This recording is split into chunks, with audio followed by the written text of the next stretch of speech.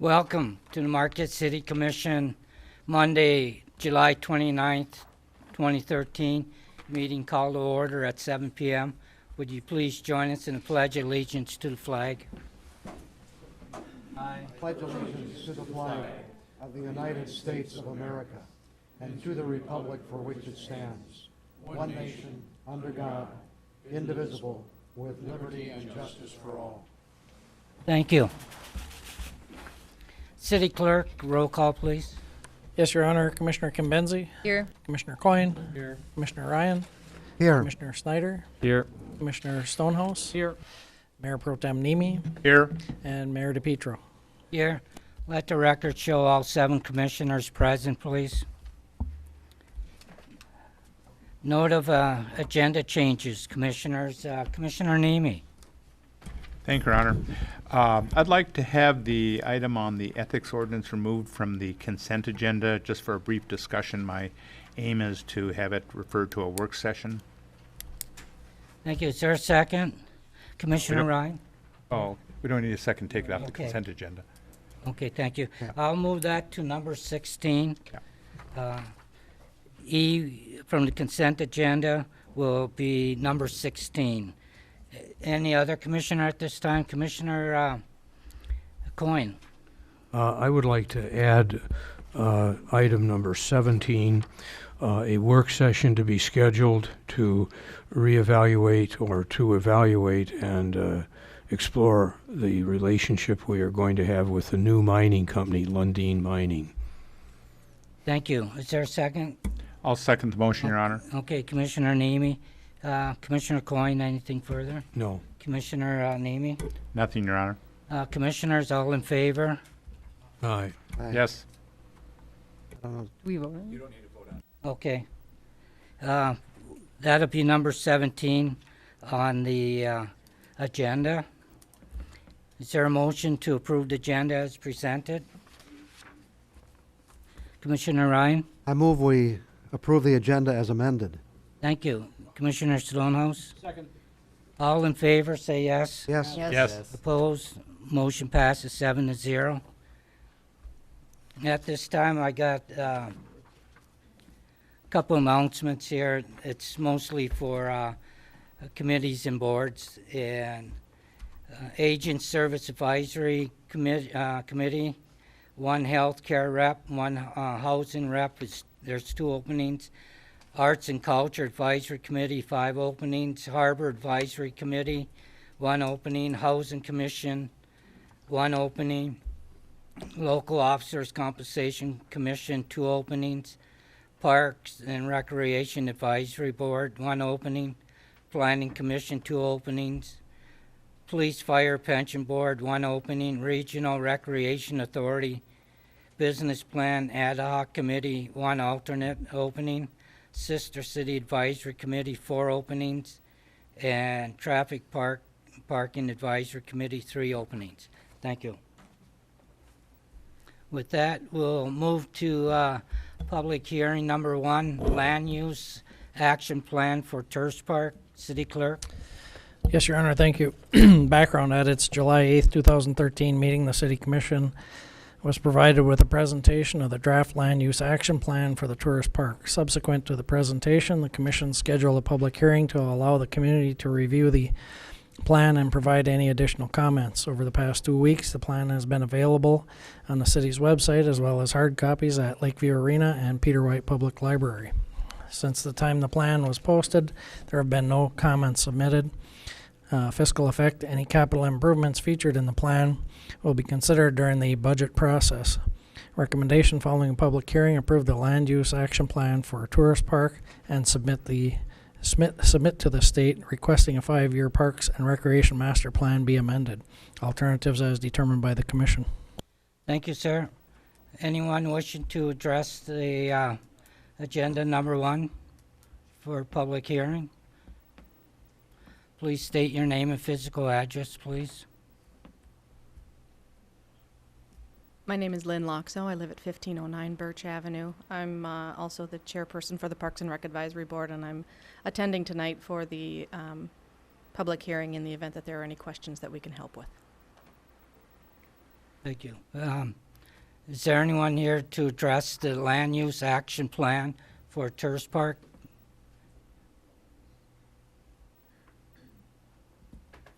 Thank you. Frank Jeff Verdo, 350 East Ridge, Marquette. These are my opinions. July 8th, unrelated proponents placed two distinct threats upon our diminishing wooded spaces in town. One to the beach access at Founder's Landing for a boathouse, and the other being 9 yurts in the Tourist Park woods. The Tourist Park site plans were barely decipherable to the audience on July 8th as shown on this awful equipment. Few would notice that 9 yurts are placed in what is presently an awesome near pristine woods in the southeast corner of Tourist Park.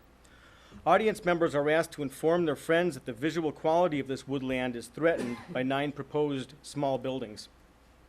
This area has already suffered impacts from conflicting adjacent land uses. The south border of Tourist Park was so much nicer before the lights and the air conditioner drone from the NMU service building, and tonight you propose to diminish the experience further.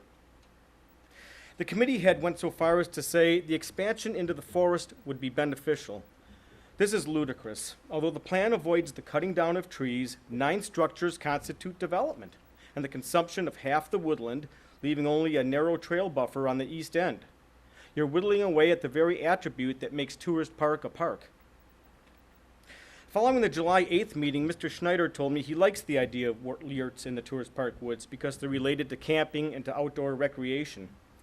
This correlates too precisely with his enthusiasm over building a boathouse into a hillside in his hopes that motorized and non-motorized users can share Heartwood. In all 3 cases, natural experiences are sacrificed. As you've heard on other items, there aren't enough wooded nooks left in our city to allow every pursuit to consume one, no better examples being these yurts and the boathouse. We've seen golf course expansion, a BMX track, soccer fields, a Coast Guard station, all in formerly gorgeous woodlands like the one we behold at Tourist Park. Another similarity between the yurts and the boathouse is there are more attractive alternatives close at hand without impact to the natural areas. There is room for several yurts to the east of the old ball field, right next to the woods. Several more could line the east end of the southeast campground, 9 in all easily, or intersperse the yurts among the trees in what is currently the northeast campground. People to whom I've spoke at Tourist Park abhorred the idea of defacing the southeast woods with yurts. Sadly, most of our citizens aren't abreast with the plan. They won't realize what they've lost until it's gone. Any benefit to altering those woods would pale in comparison to the splendor that we enjoy there now. Thank you, sir. Anyone else wishing to address agenda number 1, land use action plan for Tourist Park? Anyone else wishing to address the land use action plan for Tourist Park? Please state your name, physical address. Don Potvin, Marquette, Michigan. I'm not necessarily going to speak about the action plan because I don't know Physical what it is. address, please. Pardon? Physical address. 1027 North Front Street in Marquette. Thank you, sir. I guess what I'd like to say is that I question how many parks we need in this town. You're planning on quite an expensive park, as I understand it, extensive in size and everything else at the tourist park. You're also talking about a large playground, whatever it is, at the island. There's talk of one at the property that was given by the Clark family. That's 3, plus whatever we have now. I would suggest that we ought to really think hard before we invest in 3 more parks. It isn't only an investment, they're continuous upkeep and costs forever and ever and ever and ever. And no matter how much money is donated initially because it's a fun thing for some people, it's got to be paid for over the years by you and your successors. And I don't think that's an easy job. I would also point out that in my view, the tourist park is mostly used by out-of-towners. People go from town from occasions like the hoedown and so forth, but basically they're people from out of town. And I would question how much money we should spend to satisfy out-of-towners that come in for a day, a week, whatever it is, and yet have to keep it up forever. So I think I just caution you to think about, is it a good investment and a good use of scarce dollars. Thank you, sir. Anyone else wishing to address agenda number 1 right now? Anyone else? Seeing none, I'll close this portion of public comment, turn it over to my fellow commissioners. Commissioners, what's your pleasure? Commissioner Ryan. I would move we suspend the rules briefly for further discussion. There's a motion to suspend the rules on agenda number 1 for discussion by Commissioner Ryan. Is there a second? Commissioner Ryan, anything further? And I don't mean to imply I'm going to change anything. I just wanted to ask a couple of questions and do it in the proper way. I guess one question would be, if we adopt this, Commissioner Ryan, I gotta ask all the commissioners to vote in favor of this. All commissioners in favor of suspending the rules, say yes. Yes. Yes. Opposed? Motion passes 7-0. Thank you. You have the floor. well, I was just saying, what does this in fact mean? I guess I'm directing my question to staff. Does this become cast in stone, or is this kind of a guidepost that could be subject to change as time goes on? Thank you, Your Honor. This certainly could be changed. We'd want to do it again through a public process, but it's not meant to be cast in stone as necessarily permanent. It captures the mood of the community through the process we followed to this point, and it identifies how we intend to move forward with that area, and the purposes that the community would like to use the area for now. Of course, implementing that plan, finding the resources to do that are a completely different set of discussions that would go on through strategic planning and appropriations and authorization and other processes. So hopefully with all plans and with the will of each term of the commission, we'll be agile and we'll be able to accommodate interest. But at this point, this is what the public process has yielded, and this is what we're looking for the commission to at least endorse for staff for planning purposes as the target for how we want to develop that park. And one of the reasons I asked that question is, as you point out, this is something that would have to be financed going forward. It may take a long time. 5 years from now, we may have a different idea. Things may change, needs may change, just so we're not, cast in stone as we go forward, so there are opportunities to change. I guess the other question, I know the Hiawatha Music Festival has raised questions. Have we, they're not here tonight, but to our knowledge, have we answered their concerns? Thank you, sir. Let me ask our Community Services Director, Carl Zuger, to speak to exactly how the coordination has gone and maybe to share any comments he's received through that process. Thank you. Some of the things that you'll see in the plan is it does address some of the Hiawatha concerns in terms of parking concerns. And the plan speaks to specific areas that would be planned parking that could be paved, that could also substitute as a performance venue where their tents are now. It also speaks to the primitive campsites on the north central part of the plan being left as perhaps just marked, which would preserve their performance, one of their main performance areas. So I think as with everyone in the communities, you don't necessarily get everything you want, but we try to preserve the important pieces that certainly they're very concerned about. Okay, thank you. Commissioner Coyne? Yes, I have a question of the city manager. Why do we have to submit this to the state? What? I don't understand that at all. I could answer that. Yeah, with all of our master plans, it requires submittal to the state to be eligible for grant funding. And so by amending our 5-year recreation master plan, the elements in this plan would be eligible for future funding as we move forward. Thank you. Commissioner Schneider? Sure, I have a question for Lynn Loxo from the Parks and Rec Advisory Committee. And it's very similar to what Commissioner Ryan had asked to Mr. Zuger, and please feel free to answer as well. But I guess I'm curious of what the list is of the concerns, because since our last meeting when we looked at this and then this meeting, we've had Hiawatha, and I was approached numerous times there from a number of people saying, you know, we won't be able to have Hiawatha here. We're going to have to move if this plan goes forward. And so I begged that they come sit down and talk to me about what their concerns are, and I haven't heard anything. So I'm wondering what the list of concerns are specifically. I mean, I heard Carl addressed parking, several of the concerns tent already. location. Okay, and And one additional concern that they had expressed was the maintenance of the number of what staff terms as fixtures, toilets, sinks, showers, and that sort of use for the Hiawatha participants. What my understanding was, and what you'll see from the last meeting's minutes from the public comment, was that there were a couple of board members, and have been a couple of board members at every public meeting and at each Parks and Rec Advisory Board meeting from Hiawatha to discuss their concerns. And at the last City Commission meeting on the 8th, you'll see that the public comment section includes some comments from members from the Hiawatha Board that indicate that the plan has accommodated all reasonable concerns from the Hiawatha Music Co-op.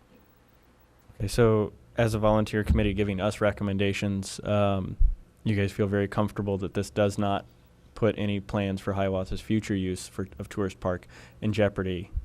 Absolutely. Cool. Thank you. Any other commissioner at this time? Commissioner Ryan? Since no one else is stepping forward, I'd like to move we approve the land use action plan for Tourist Park and submit to the state requesting the 5-year Parks and Recreation Master Plan be amended. Thank you. Second, Commissioner Coyne. Anything further, Commissioner Ryan? Well, I said it last time. I think the Tourist Park is just a very unique facility, and we're very fortunate to have it in our community. But it is aging. You know, we haven't put much into it in a long time. And I think these are opportunities to enhance it for both Marquette and area residents and for tourists. And I think the tourist part of it is important because they really help to pay the cost of running that park, and that's a real plus for us. So I think this is a step forward. I think it's an opportunity to bring it into the next century, and I think that's a good thing. Thank you. Commissioner Coyne? Nothing further. Thank you. There's a motion by Commissioner Ryan, seconded by Commissioner Coyne, to accept the recommendation of agenda number 1, follow the public hearing, approve the land use action plan for the tourist park, and submit to the state requesting the 5-year park and recreation master plan be amended. All those in favor say yes. Yes. Yes. Yes. Yes. Opposed? Motion passes 7-0. Thank you. Number 2, public hearing on ordinance number 606, sign ordinance amendments 07 through 09-SOA-0213. City Clerk? Yes, Your Honor. Thank you. Background. As directed by the City Commission, the Planning Commission has been working on amendments to the city sign ordinance during the past several months. A majority of those amendments were adopted after a public hearing held on May 13th, 2013. To complete the sign ordinance amendments as directed, the Planning Commission has created 3 separate draft ordinance amendments as follows.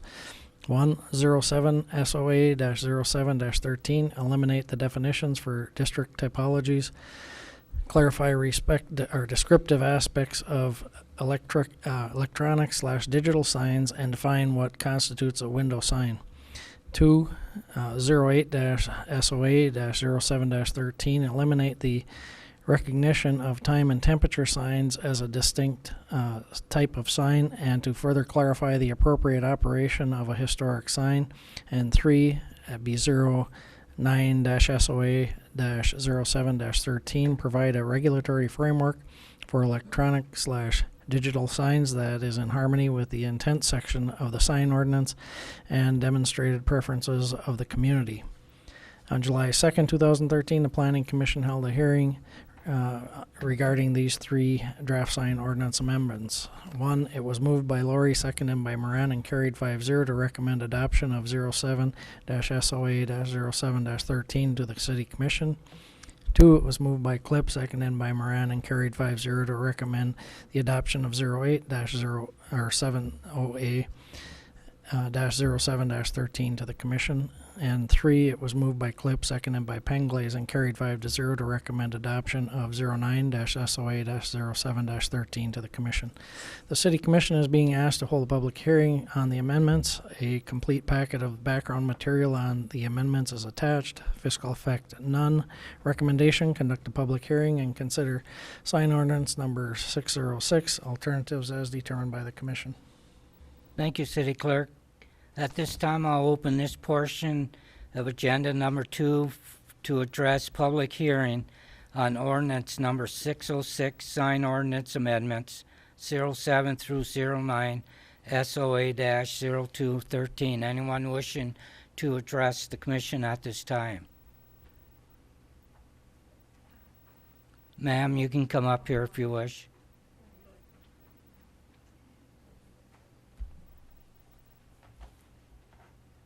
Ms. Compenzi right now. Thank you. These are my opinions. On this matter, most all parties agree. As Mr. Stonehouse said during your May 13th discussion on electronic messaging signs, everyone is opposed to them. On May 28th, I called this 95% true because in this crazy world, there are indeed those who'd like to see them even along the lakeshore. The most important aspect of this hearing should be to assure the public that no such signage will ever occur along the entire length of our lakeshore district. The second, also essential aim is to forbid them downtown and along the length of 3rd Street, preferably across the entire city limits. Put them in Harvey and along the township. June 24th, Mr. Stonehouse added a moratorium on electronic messaging signs to the agenda in an apparent crisis, but he couldn't mention the reason. The attorney refrained from answering, having had no time to research. He added that the legality could be addressed later under the premise that if illegal, then the June 24th vote would have no effect anyway. So you voted on the moratorium while unsure of the legality. In a complete irony, in one of the most careless actions I've ever seen from this board, it was also among the most proactive. Yet Mr. Ryan, Coyne, and DePietro voted against it. Mr. DePietro again followed on Ryan and Coyne's coattails. Regardless of their suspect reasoning, the refusal to help us avert a potential disaster explains a lot about them and their angles of operation. They appeared to vote ideologically rather than in the real world, and they are therefore asked to explain their June 24th votes more convincingly than what they offered us that night. Thank you, sir. Anyone else wishing to address the commission at this time on agenda number 2? I'm Pat Gruber, representing the Marquette Beautification and Restoration Committee. My home address is 1850 Clark Street in Marquette. Thank you. The Beautification Committee is opposed to any kind of electronic messaging in the downtown district or any of the local districts, local business districts, and along anything that abuts the lakeshore. People love Marquette, even people who don't live here. And the Regional History Center recently had a program, well, they had one in January on lost buildings of Marquette. And over 500 people attended it in January. And as I understand it, it was a snowy evening. And another 100 came at 10 o'clock at night and watched it outdoors just this month. It was amazing to me how many buildings were lost in Marquette, particularly in the late 60s, mid to late 60s, and the first few years of 1970 in the name of modernization. And believe me, when they showed us the building that was there and the building that's there now, it was not an improvement. That's my personal opinion, and it was the opinion of most of the people that were there on the evening of August, I think it was 7th. Just because electronic messages are new doesn't mean they are better. One of the tents of them, you have all your different displays. Those are intended to attract attention. They don't add anything to the message about what product is available or what the store is all about. So we feel that the good old-fashioned kind of signs that were starting to appear in Marquette, like the painted wood signs at the Irish Rover, for instance, and the rolling pin at the Huron Mountain Bakery, those fit in the downtown district and the local districts. Electronic messages have no place in those locations. I'm also concerned with the time that is allowed for some of these electronic messages before you change. 4 seconds and I think it's 15 seconds before you repeat a message. That seems to be a very brief period of time. And I know as I drive down streets in other places, you see the same message 3 or 4 times before you get past it. Back in about 30 years ago, probably, Dr. Seuss wrote a poem for the city of La Jolla, California.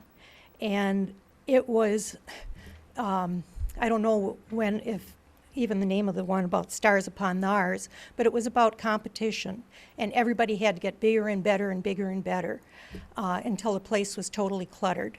And they said that they didn't want that happening to theirs, and that's why they were controlling their signage. Lastly, if you do approve the signs in that area, it's going to be cast in stone because they will be grandfathered in until they are destroyed by nature or neglect or something like that. We encourage you to protect the historic areas, the downtown, the local community business districts, and also the lakeshore. Thank you. Thank you, ma'am. Anyone else wishing to address the commission on this at this time on agenda number 2?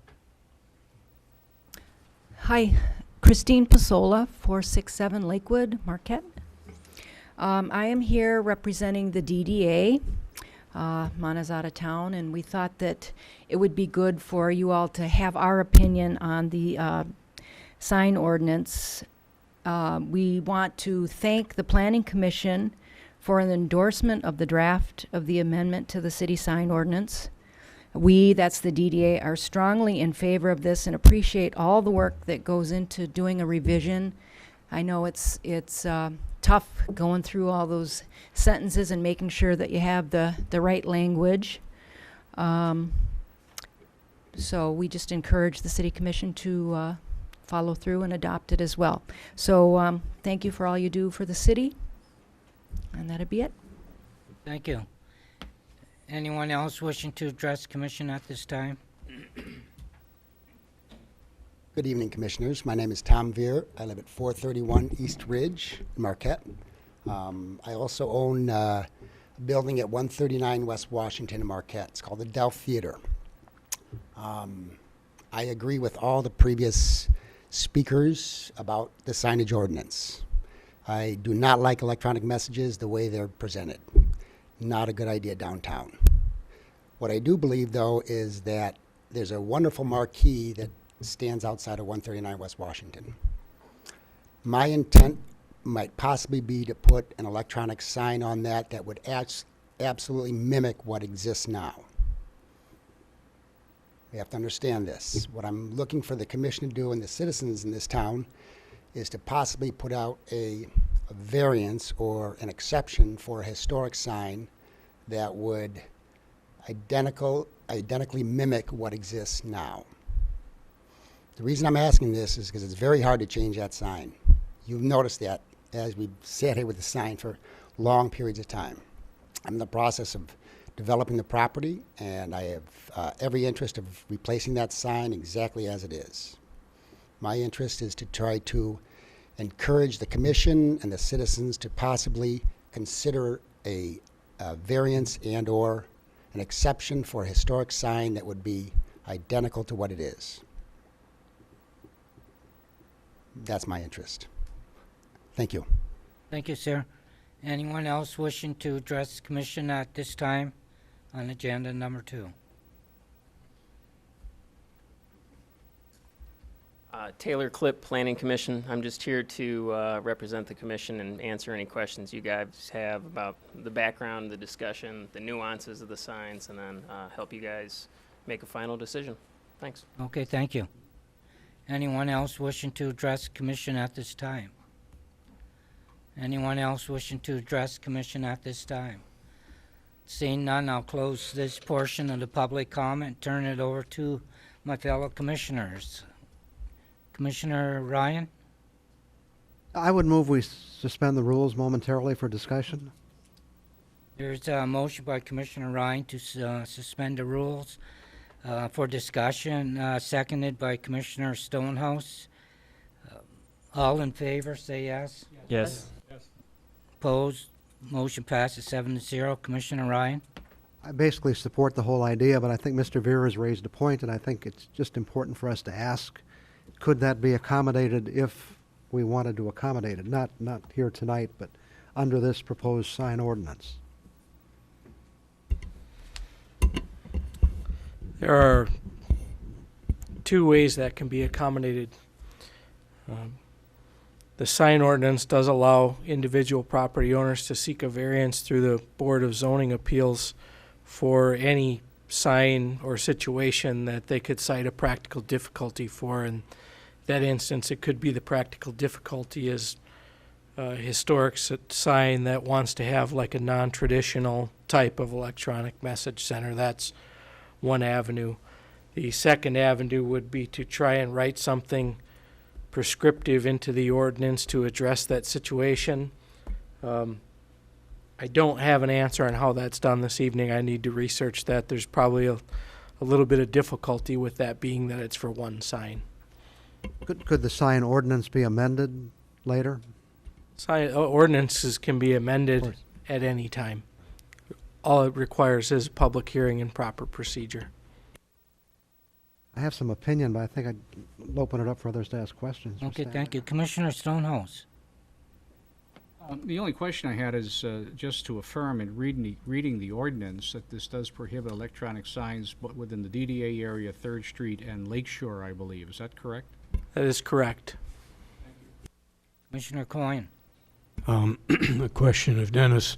Was this concept of the variance brought up at any time during the time the Planning Commission was working on the sign ordinances, or is this brand new tonight? To the best of my knowledge, this the Delph situation with the electronic message center is new this evening, unless the Planning Commission recognizes something different, but I think this is the first we've heard that. Thank you.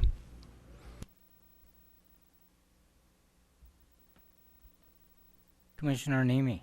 I don't know if it would be in order, but I'd like to ask a question of Mr. Beer exactly. I'm not quite sure what he means by, are you going to take some LEDs and replicate the white lights on? Or are you going to replace the sign as it is was in its heyday? That is undetermined at the time right now. And Commissioner Coyne, that is a good question.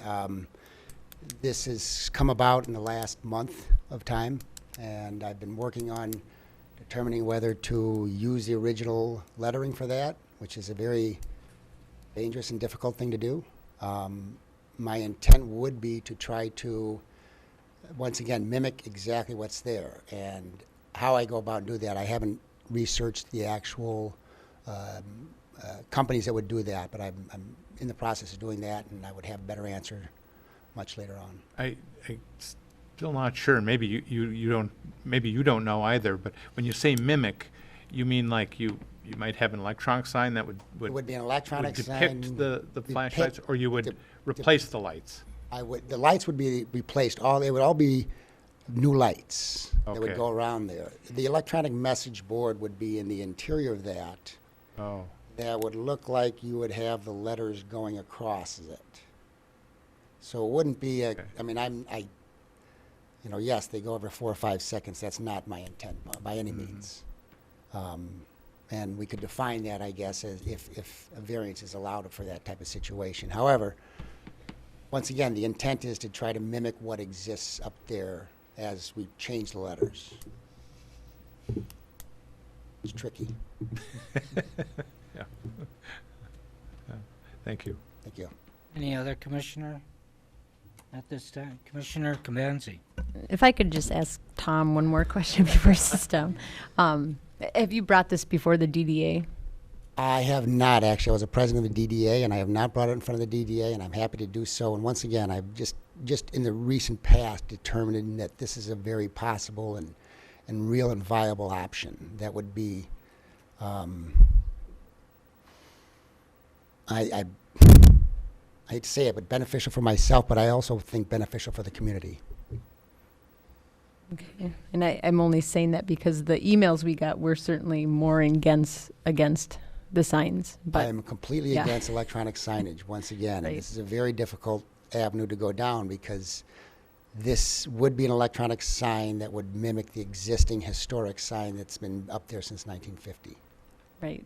And I mean, I guess in my opinion, it's very hard when you're making an ordinance and then allowing an exception. However, I think our community is very endeared to that sign. It's certainly a symbol of downtown. So I would like maybe a little input from the DDA just to see how they might think about this. But certainly, I said it before when this topic came up. Right now, I don't think the electronic signs as they stand really benefit those areas. But what's in 5 years? What's in 10 years? I don't know. Here's something that could, mimic what's there now. But it just so happens that it is an electronic sign. So, in this instance, I would tend not to be as closed-minded, but I'm sure you understand our predicament going forward. I absolutely do, and I think what's interesting is the technology seems to be moving forward such that it can be somewhat very similar to the existing sign. So Thank you. That's what I'm looking for. And I apologize at the late notice, Commissioner Coyne. I completely agree with that. Thank you. Commissioner Stonehouse?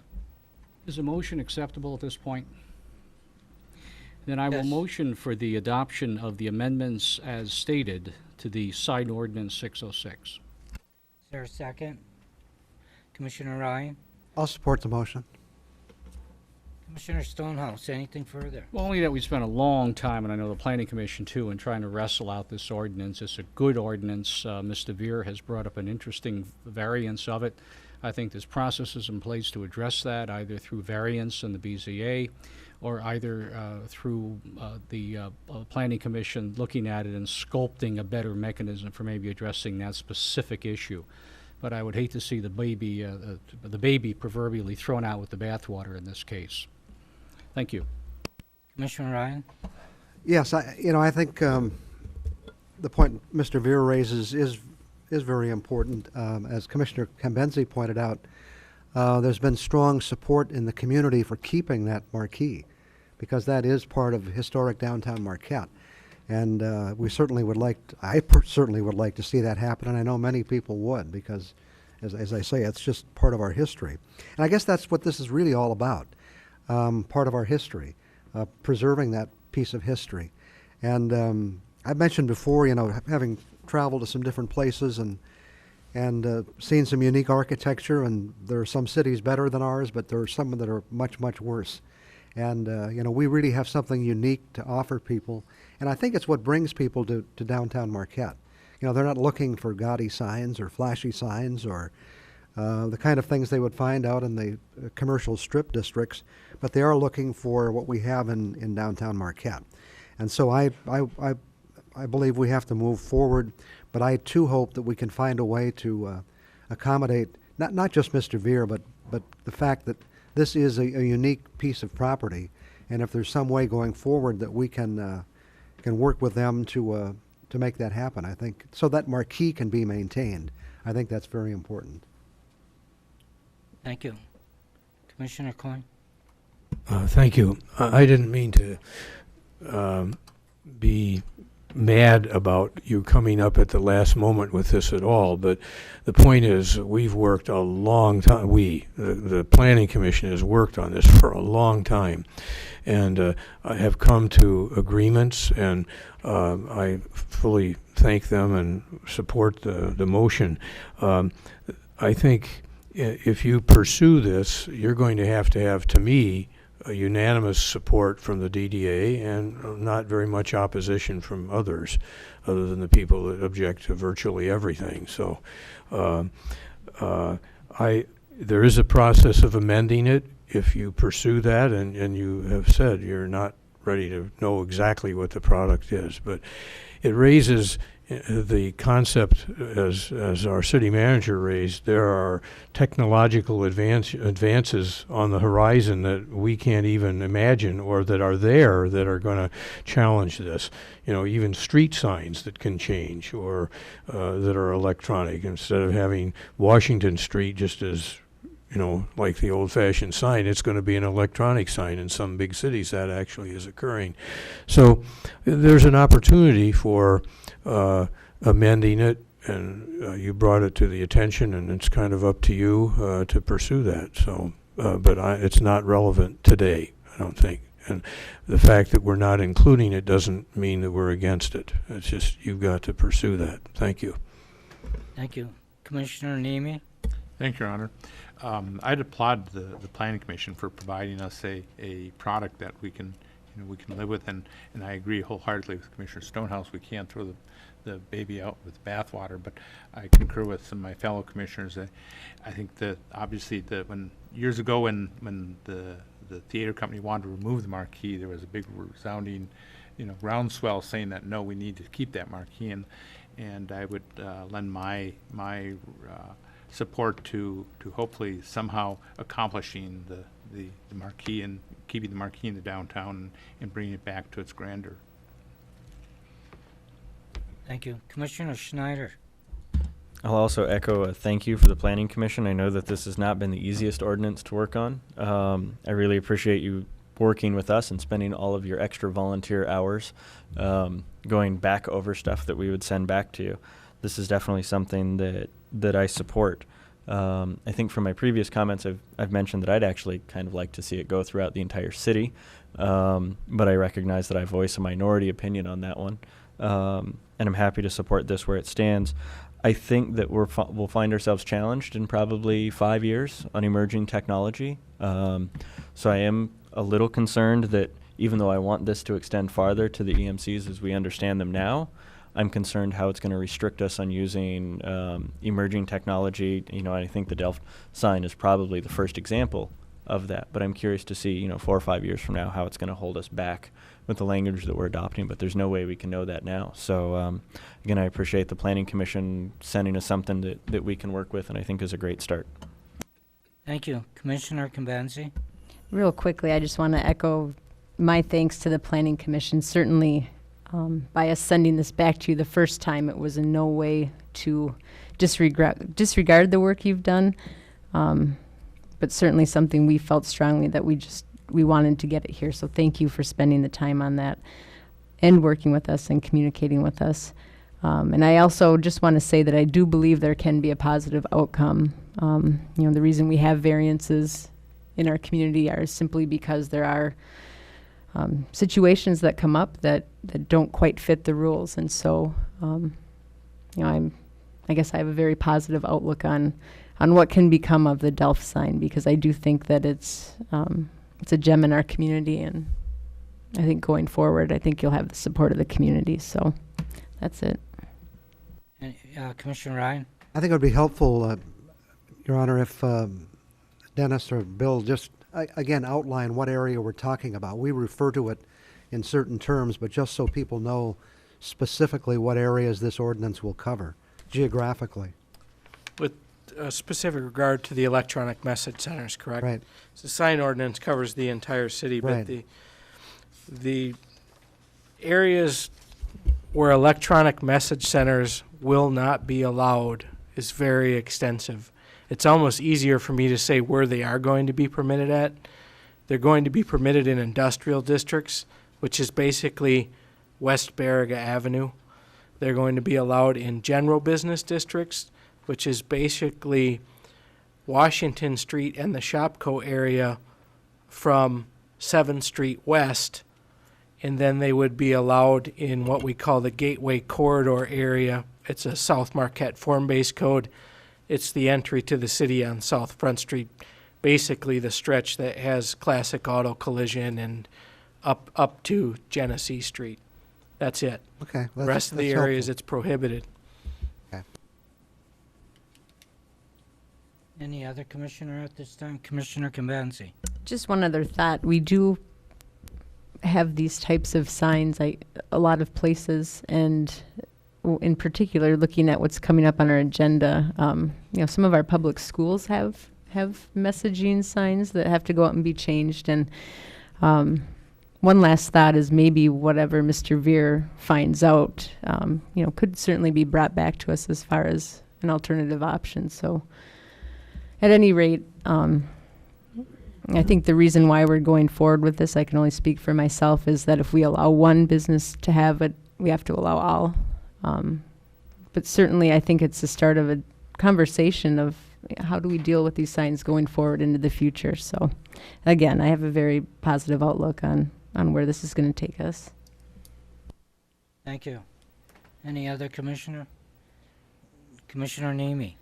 I just have one quick comment, which is kind of off topic, but it's ironic when we talk about the changing times. When I was looking at some of the old city commission minutes back in the 70s, the commission had a discussion on electronic signs, and they said downtown is the only area that electronic signs should be. So things do change. Thank you for that.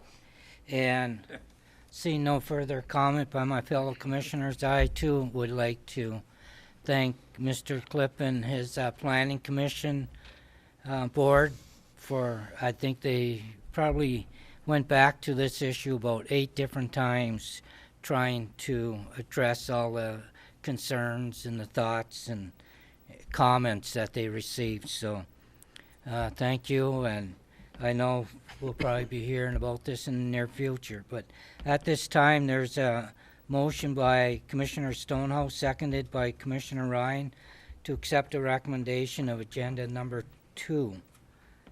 And that is to, just a sec. Number 606. Yeah, number 606. Commissioners, all in favor, say yes. Yes. Yes. Yes. Opposed? Motion passes 7-0. Thank you. With that, we'll move to number 3. Public hearing on ordinance number 607, moratorium on electronic message centers in the central business district. Your Honor, City- point of order, do we need to do this We now? City Attorney, can we abolish, delete number 3? Or do we- We can't delete it. The way I read the previous agenda item, this has been covered. So I think it is probably moot. I would certainly ask Dennis for his opinion, but that's how I see it. Yeah, I would concur with the city attorney because you have adopted the sign ordinance amendments. 10 days from now, these will go into effect. Even if you adopt this moratorium as written, it doesn't go into effect for 10 days. So you've addressed the situation. Believe it, I concur with the attorney that it's really a moot point. It is set for public hearing, so you'll have to open the public hearing and close it when it's done, and then if you take no action, it would die for lack of motion. Okay, thank you. City Clerk. Thank you, Your Honor. Background. The City Commission passed a motion authorizing a moratorium on electronic message centers at their June 24th, 2013 meeting. Subsequent to that meeting, the City Attorney issued an opinion regarding that the Commission take further steps to provide a more exact description of the nature and purpose of the moratorium and provide for the creation of an administrative process for aggrieved parties. The city charter provides for the following: Section 3-2, ordinances, resolutions, motions, and orders. A, All official action of the city commission shall be by ordinance, resolution, motion, or order. Action by resolution, motion, or order shall be limited to matters required or permitted to be so done by this charter or by state or federal law or pertaining to the internal affairs or concerns of the city government. All other acts of the city commission and all acts carrying a penalty for the violation thereof shall be by ordinance. Each ordinance shall be identified by a short title and by ordinance number and by a code section number as soon as the codification of the city ordinance is completed. The City Commission is asked to conduct a public hearing on the attached proposed ordinance creating a moratorium on electronic message centers in the Central Business District. Fiscal effect none. Recommendation, conduct a public hearing and consider ordinance number 607. Alternatives as determined by the Commission. Thank you, City Clerk. And with that, I'll open this portion for public comment on agenda number 3. Anyone wishing to address the commission at this time? Pat Gruberger again, and I was sent here to support the adoption of this, but it sounds like it's not necessary, so I want to thank you for your previous actions. Thank you. Thank you. Anyone else wishing to address the City Commission at this time on agenda number 3? Tom Veer, 431 East Ridge. Excuse me. I just want to readdress the situation of a possible variance for the Delph Theater signage that will possibly be brought to the commission in a short period of time. I'd like the commission to consider the possibility of electronic signage that would look identical to the Delph sign. Thank you. Thank you, sir. Anyone else wishing to address City Commission at this time? Anyone else wishing to address the commission at this time? Seeing none, I'll close this portion of public comment. Commissioners? Thank you. At this time, we'll move to number 4, presentation, Blue Cross Blue Shield of Michigan Community Wellness Challenge by Michigan Community Liaison Ben Puchila. Ben, could you please go over to this section here?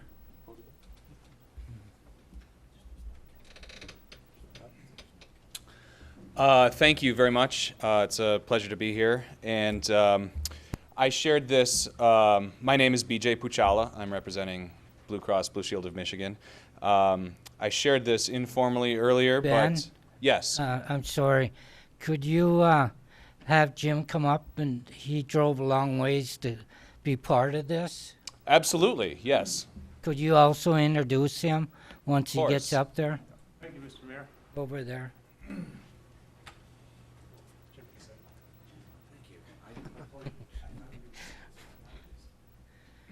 Could you introduce each other so that I could tell you quite briefly who I am and why I'm here. Jim Cassette, District Representative for State Senator Tom Casperson. And, excuse me, and Tom wanted me to be here this evening to extend his congratulations and to tell you, quite frankly, that it's a job well done. It's good for Michigan, it's good for the Upper Peninsula, and it's certainly good for the 38th Senate District. So on behalf of Tom, I thank you for extending the invitation that allows me to be here this evening. Thank you very much. I'm thrilled you're here. Thank you. My pleasure. I'm BJ Puchala. I'm with Blue Cross Blue Shield of Michigan. We should hold this up together, and then I'll explain what it is. This check represents Blue Cross Blue Shield of Michigan's contribution of support to the city of Marquette in award for Team Marquette's participation in the My Big Green Gym Blues Community Challenge. And I'd be happy to explain exactly what that means, especially to the members of the public. There's a collaboration between Blue Cross Blue Shield of Michigan and the Michigan Department of Natural Resources and the Michigan Recreation and Park Association, and it is called My Big Green Gym. Part of that collaboration, which is designed to promote parks and trail networks as a venue for getting physically active and being healthier, part of that collaboration is this Blues Community Challenge, and we invited 3 teams, community teams, Team Kalamazoo, Team Grand Traverse, and Team Marquette, to compete against each other to see which community team could, over an 8-week period, log the most physical activity, and it could be anything. But we used a website, and folks went to the website and kept track every day how much exercise they did. And after 8 weeks, Team Marquette was able to put up some pretty impressive numbers and actually effectively tied with Team Grand Traverse. And so, you know, that's why it's my pleasure on behalf of Blue Cross to share these incentive awards with both communities. I'd like to share some numbers about the accomplishments of that 8 weeks. First, I'll note, and this is a little difficult to contemplate, but the members of Team Marquette over 8 weeks logged 37,838 miles of exercise. And I have some examples of different ways of thinking about what that means. That's equivalent to 1,444 marathons.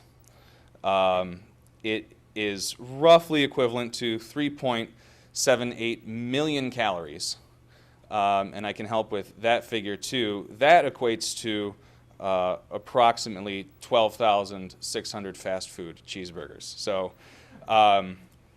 that's impressive in and of itself. But more importantly, especially from our perspective and our experience with the Blues Community Challenge, is the really important part is the community engagement and the emphasis on being more physically active and healthy by taking advantage of all of the great recreation opportunities, you know, especially those that exist in this in Marquette. I want to thank 3 people that I had the pleasure to work with really closely. I'd like to thank John Swenson and Jane Palmer and Carl Zuger for all of their leadership and enthusiasm and commitment to making this challenge a success. So, you know, just want to thank everyone, and on behalf of Blue Cross, congratulate you and Team Marquette for a job well done. So thank you very much. And we thank you too.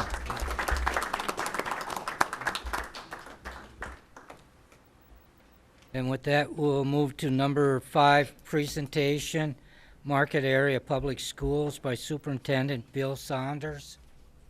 Welcome.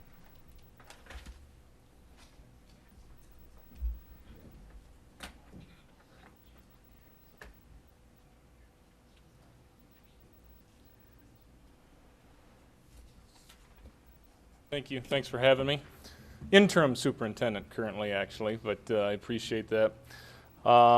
Again, honored to be here. I love every opportunity I get to talk about Marquette Area Public Schools. I'm going to talk a little bit about the operational millage election coming up, but first, if I can talk a little bit about where we're at Marquette Area Public Schools. Very proud of our school system.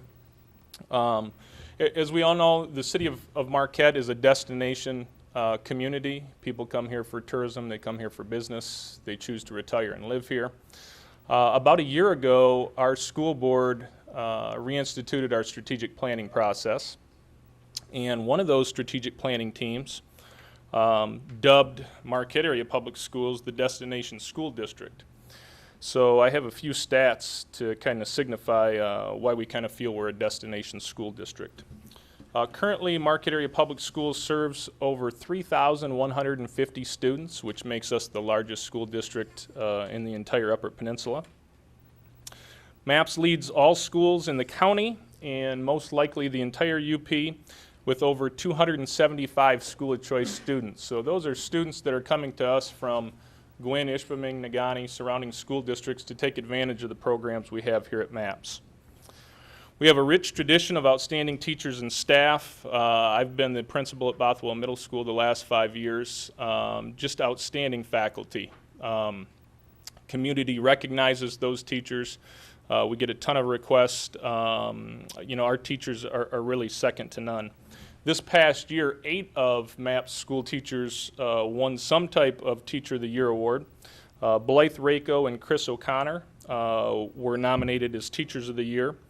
Mary McKinney and Jesse Canalainen were the Sigma Chi Science Teachers of the Year. That's the first time in the last 10 years any Marquette teachers won that, and we had actually 2 of them win that award this year. Nora Taylor was the Marquette Alger Reading Council Teacher of the Year. And we had 3 teachers recognized by Kiwanis as Teachers of the Year: Jamie Davis, Alicia Plesher, and Kim Matulowicz. 170 MAP students this past year received scholarships for outstanding achievements in the classroom, vocationally, and for extracurricular and fine arts excellence. So pretty amazing number that kids receive some type of scholarship. Along with that, our students have been excelling not only here at MAPS, but throughout the state. This past year's high school students scored better on the Michigan Merit Exam than 20 of the most comparable schools we rate ourselves against. We like to compare ourselves with Houghton, Calumet, Sault Ste. Marie, Escanaba, Kingsford, Iron Mountain, everybody in the Marquette Alger school system, so Negaunee, Gwinn, Nice, Ishpeming, Munising. And then we also compare ourselves against the northern lower Michigan schools, the Traverse Cities, the Gaylords, the Alpenas, some of those bigger schools. Once again, MAP students finished first as compared to all those districts. We had the highest scores in social studies and writing, and we had the 3rd highest scores in reading, math, and science. Also, our fine arts programs continued to excel. Our band, orchestra, and choir programs all received top honors in the Upper Peninsula, and all were represented at State Festival Downstate. They've had a long-standing tradition of that. They routinely qualify as the top fine arts programs in the UP.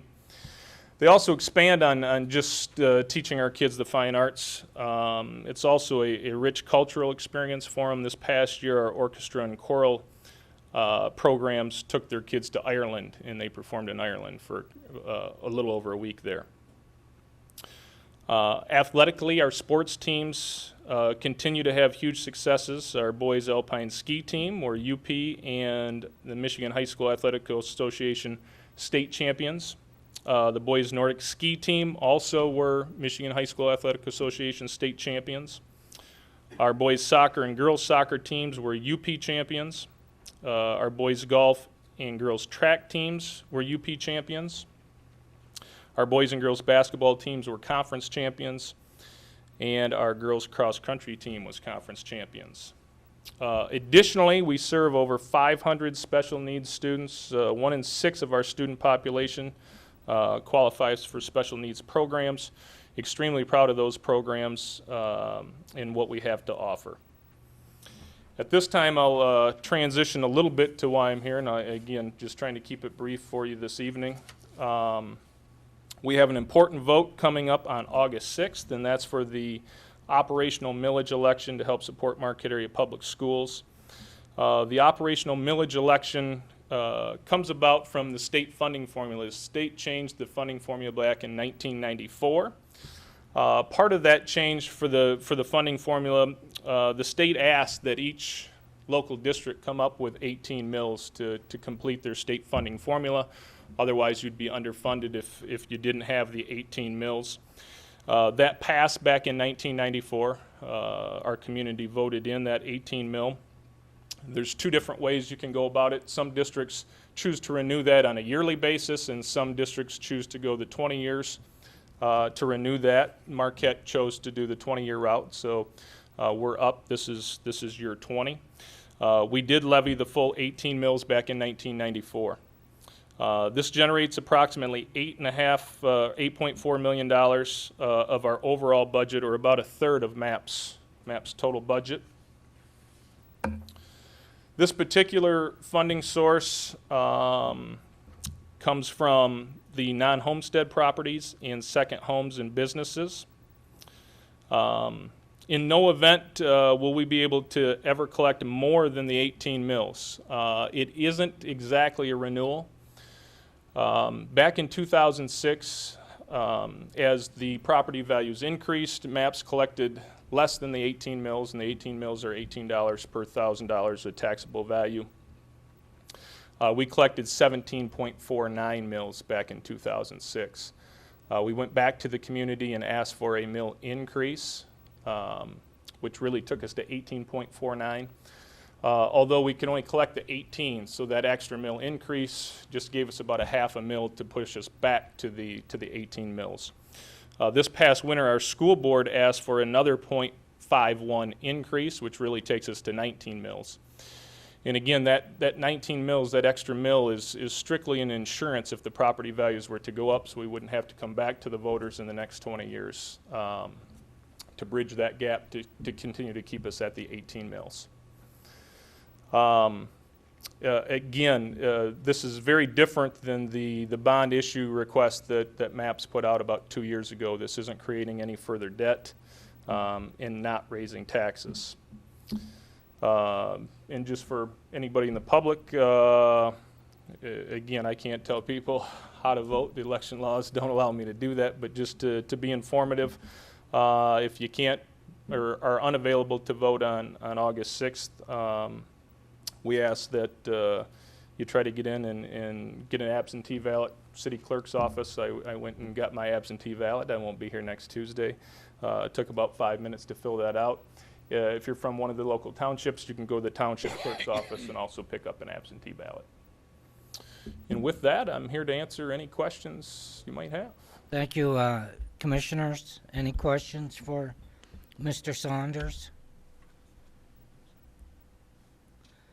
I don't see any at this time.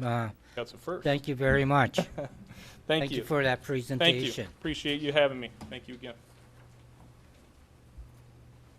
And with that, we'll have a presentation, election board report by City Clerk Dave Blue.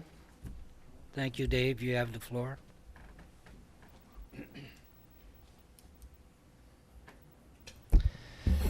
Thanks, Mike. Thank you, Mayor, Commissioners. Tonight I'm going to give you a brief report on the election board for the City of Marquette. Members include Donald Elzinga, Martha Fotopoulos, William Rexon, Crystal Swanson, and myself as clerk. I serve as chair, and Deputy City Clerk Chris Hazaras serves as liaison. Our mission is authorized by Charter Section 3.10 and State Law Election Code Act 116 of 1954 as amended. This group represents the residents of the City of Marquette and, of course, the City Commission, and meets prior to elections for three primary purposes. One, to certify candidates for election. Two, to appoint election inspectors to conduct the elections. And three, to conduct public accuracy tests of our electronic equipment, all required functions. Our meeting schedule this year started in May, on May 16th of 2013 to certify commission and Board of Light and Power candidates for the 2013 election cycle. June 27th at 4 p.m. we met to appoint election inspectors for the August primary coming up next week. And on July 31st, 2013, we will conduct, at 3 p.m., we'll conduct our public accuracy test of our elections equipment. That would be on Wednesday. In September, on the 26th, we'll meet to appoint election inspectors again for the November general election. And on October 30th, one more time to conduct public accuracy tests of the city's election equipment prior to the November general election. And on November 27th, we'll meet to set the 2013 calendar. And that's pretty much our activity and what we do and how we serve the community. If there's any questions, otherwise, that's the report. Thank you, City Clerk. Commissioners, any further questions, comments for our City Clerk? Thank you, City Clerk. You do an excellent job, you and your staff, and good luck in the upcoming primary election.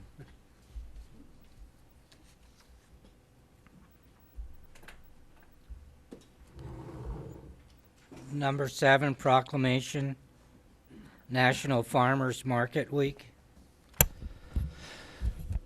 Yes, Your Honor. Whereas August 4th through the 10th, 2013 is National Farmers Market Week, and whereas the downtown Marquette Farmers Market provides an outlet for local produce and offers consumers access to wholesome, quality food and goods, and whereas the Downtown Marquette Farmers Market provides a festive and dynamic marketplace for the community and visitors, and whereas the Downtown Marquette Farmers Market generates economic benefit to the community, the downtown, and the city, and whereas the Downtown Marquette Farmers Market adds value to the community by strengthening a city's quality of life and promoting sense of place. Now therefore, to further increase awareness of the Downtown Marquette Farmers Market and celebrate its benefits and contributions to the city of Marquette, I, Johnny DePietro, Mayor of the City of Marquette, in keeping with the National Farmers Market Week, do hereby proclaim August 4th through the 10th, 2013 as City of Marquette Farmers Market Week, and sign Johnny DePietro, Mayor. Thank you, City Clerk Dave Blue. And with that, I'd like to move to number 8, boards and committees, and welcome 2 new members, Colleen Roberts and Carol Carr. They're both going to start serving on the Aging Services Advisory Committee. Could you please meet me up here at the lectern?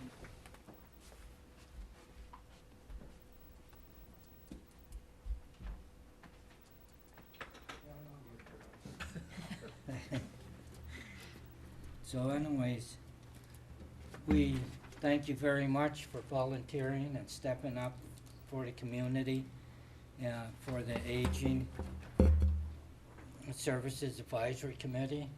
We know that it won't be boring, but at least we appreciate it very much. And with that, I'd like to present you with the city pen. And Carol Carr.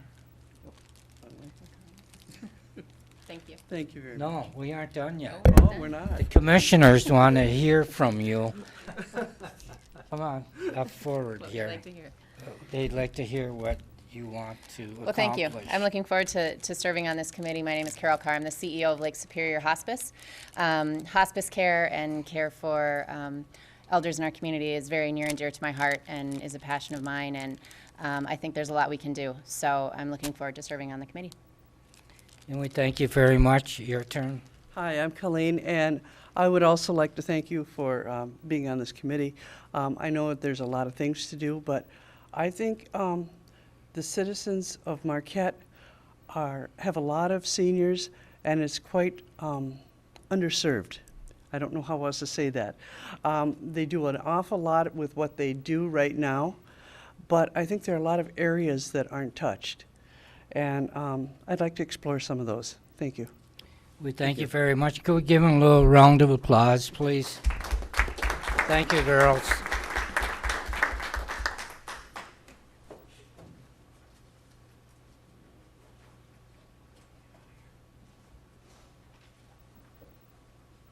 And with that, we'll move to appointments. City Clerk? Yes, Your Honor, we have 5 appointments this evening and 1 reappointment. For appointments, we have Misa Katie, Marquette Area Wastewater Treatment Advisory Board, City Representative for a term ending 06/01/16, Lorraine Thune.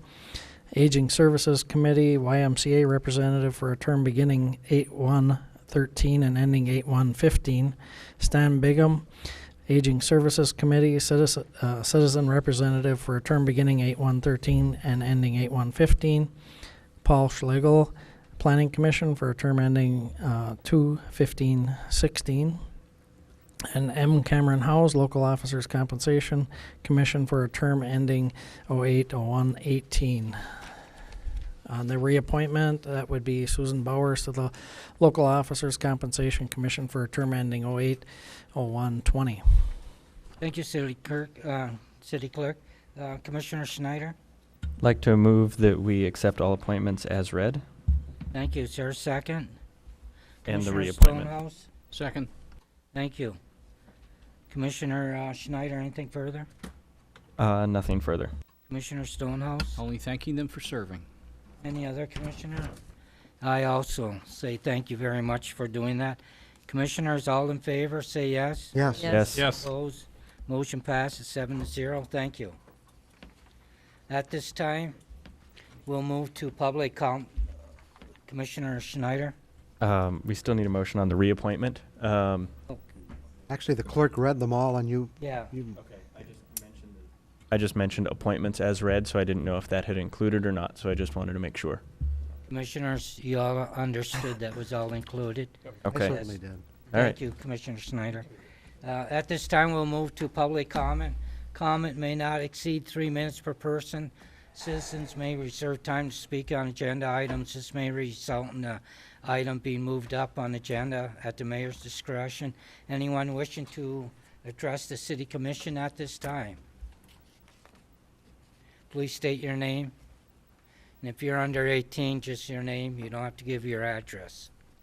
Katie Carey, 1804 West Fair Avenue. Is it okay if they all stand up here with Yes. me? Okay. We're here to talk about a sign, but not an electric one. My teammates and I are here representing the back-to-back state champion hockey team, Country Inn and Suites. We won last year in 2012 on our home ice at Lakeview Arena, and were successful again this past March in East Lansing. We are here to inquire about getting a sign put up on the highway coming into town that details our accomplishments. We'd like to learn more about the process of setting up a sign for our team. We are also here to show how important our accomplishments are to us and that we are willing to work to get a sign put up. Thank you. Thank you very much.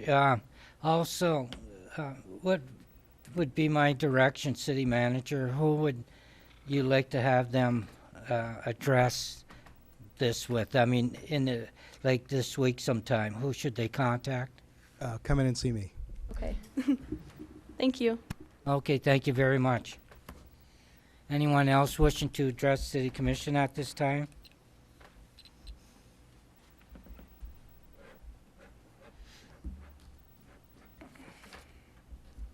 Speak on item 12. These are my opinions. A tip and a good pursuit led to the recent arrest of the Gurko vandal, or is it Jerko? Sadly, his pathetic artwork lingers on. So long as the case seems cut and dry, someone needs to lead him in chains to paint over everything that he defaced to restore the visual quality of our community. July 8th, nary an official realized that the meeting had run past 10 o'clock p.m. I told Mr. Blue at 10:03, who told the attorney, who waited to interject until 8 minutes after. Although this oversight isn't a big deal to me, you committed a violation by not completing your vote by 10 o'clock, yet you all shrugged it off. Oddly, Mr. Schneider and Nemi voted not to extend the meeting as a cute joke. Regardless, their dissenting votes are on record as inconsiderate of the remaining agenda items and of any citizens who hoped to comment. In fact, Mr. Schneider mentioned the ridiculousness of the time limit in his closing comment without taking action. Make a motion to abolish the 3-hour time limit, or else let us find out what the penalty is for your violation of your own unnecessary rule. June 8th, the rowing club announced its hopes to place a long boathouse in the heart of Founders Landing, south of the beach path. The preferred location threatens part of the only natural space left on the property. This is another example of a well-meaning entity focusing too closely on a single pursuit to see the wider picture. Any building east of the North Country Trail opposes the Lakeshore Task Force recommendations, except on the northeast parcel. Too much cutting has already occurred to the threatened spot, where the wider than necessary beach trail was blazed through the woods with no public opportunity. Please build the boathouse near the current storage area. Advantages are an easy walk to the beach, no trees to destroy, even better harbor protection, and a possibility of rerouting the main trail farther east. This way, no unnatural obstruction will mar the most scenic portion of the Founders Green Space. Following the meeting, Mr. Schneider said he likes the idea of a boathouse built into the hill, but not at the expense of our natural shoreline. He acted gung-ho like it's a cool prospect without even considering the visual ramifications or whether there are more suitable locations available. Those of us who admire nature don't care to see a boathouse on our walk up what is now a gorgeous path. Mr. Stonehouse said the proposed location retains the lakeshore for the citizens because it will not be seen from the trails. He is incredibly incorrect. It takes the lakeshore away from the citizens. We cannot allow a long facade to ruin the park's natural ambiance, all to benefit a treasured but minority user of our mixed-use resource. Let them site their boathouse farther north on the property. Thank you, sir. Anyone else wishing to address the city commission at this time?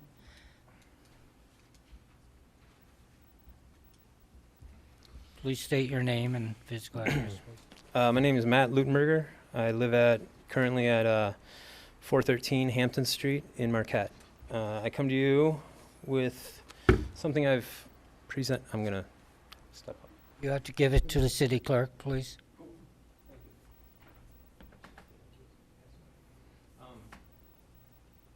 I've called the city manager and left a message with the assistant.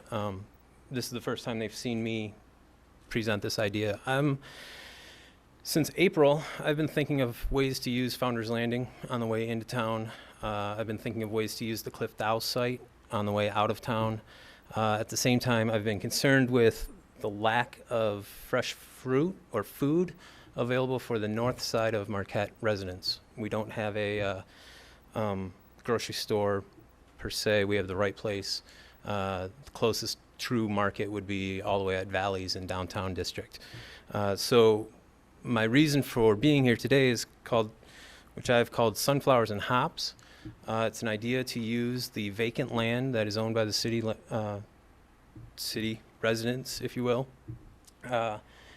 which is currently vacant. I do not want to interrupt any production or development that might be in the works, if you will.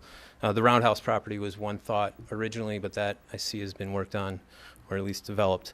The idea is to take empty pallets from around town, put sides on them, either A, fill them with the dirt that is being composted by the city of Marquette or by commercial sources.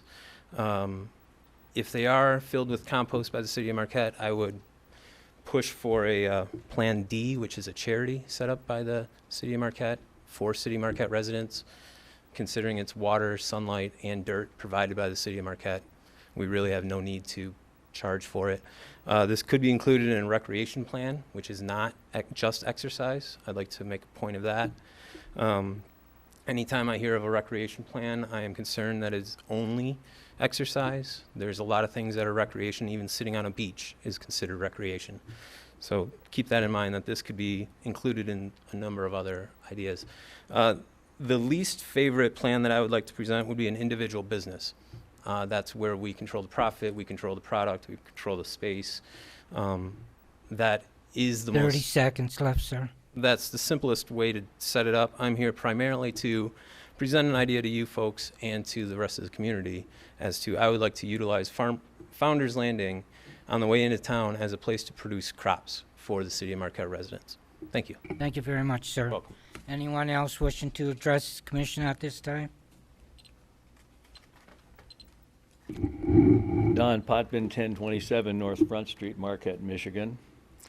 I'd like to speak to you for a moment about the potential for trucking problems within the city of Marquette.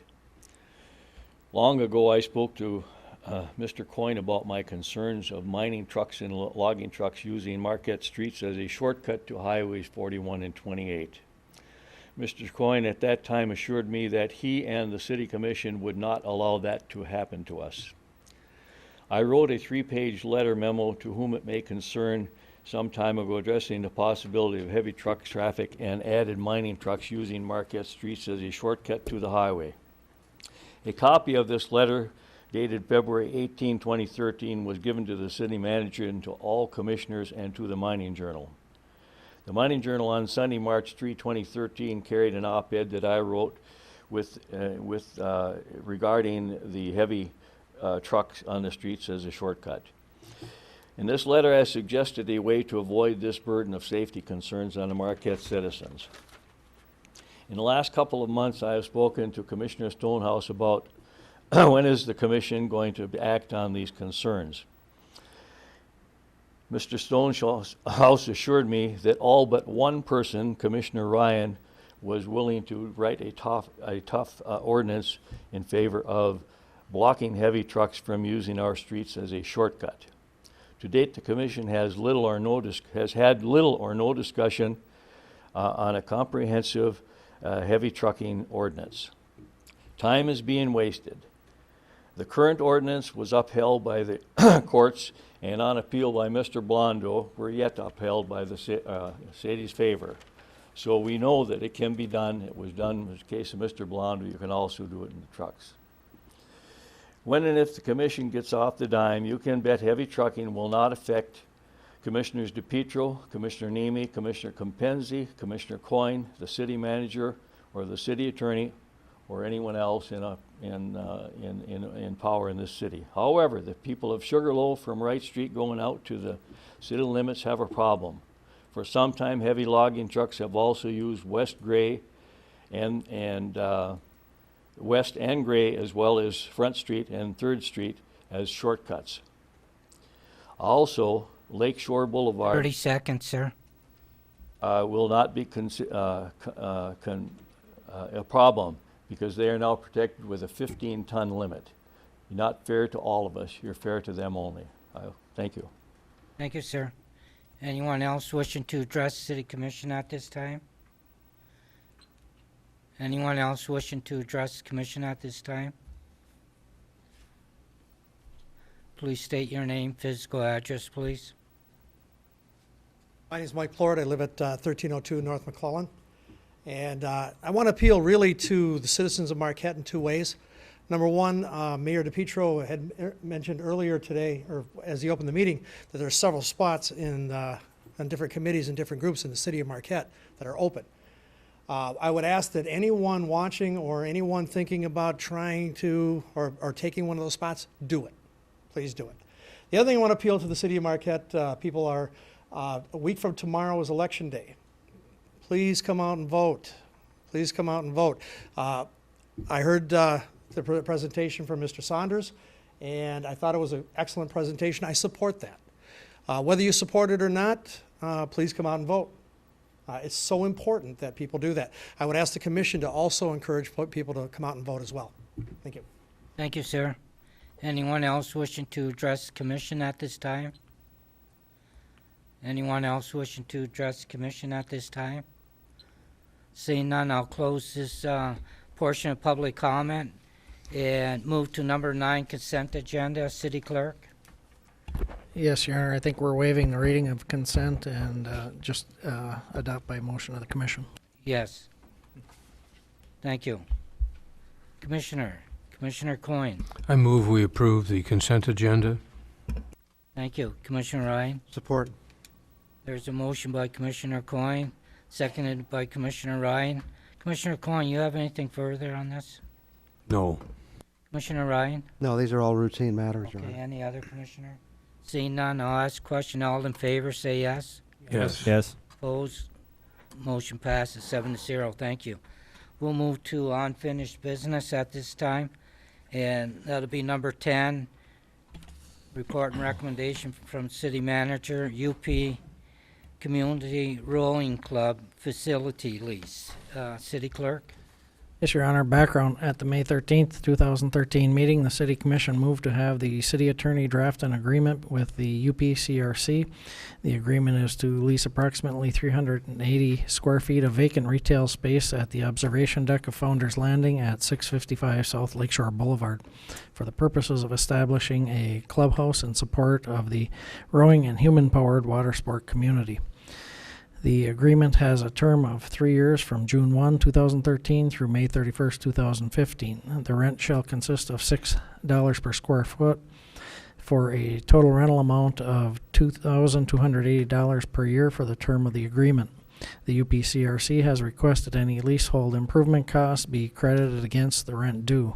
Fiscal effect: the city will realize $2,280 of revenue minus any fee relief. Recommendation: approve the lease agreement with the UPCRC for leasing vacant retail space at the observation deck of Founders Landing at 655 South Lakeshore Boulevard for the purposes of establishing a clubhouse, and authorize the mayor and clerk to sign the agreement. Alternatives as determined by the commission. Thank you, City Clerk. Commissioners, what's your pleasure? Commissioner Stonehouse. I motion to approve the lease agreement with the Upper Peninsula Community Rowing Club for leasing vacant retail space at the observation deck of Founders Landing at 655 South Lakeshore Boulevard for the purpose of establishing a clubhouse, and authorize the mayor and clerk to sign the agreement. Thank you. Is there a second? Commissioner Nemi. Thank you, Your Honor. I'll second the motion. Commissioner Stonehouse. Well, we've gone over this a number of times. We've had space we've been unable to otherwise use. This is an excellent utilization for it. Thank you. Commissioner Nemi. I concur with the comments of Commissioner Stonehouse. Thank you. Commissioner Coyne. Your Honor, at the last meeting, the rowing club president stated that there were some issues that they had. Have they been all ironed out to their satisfaction?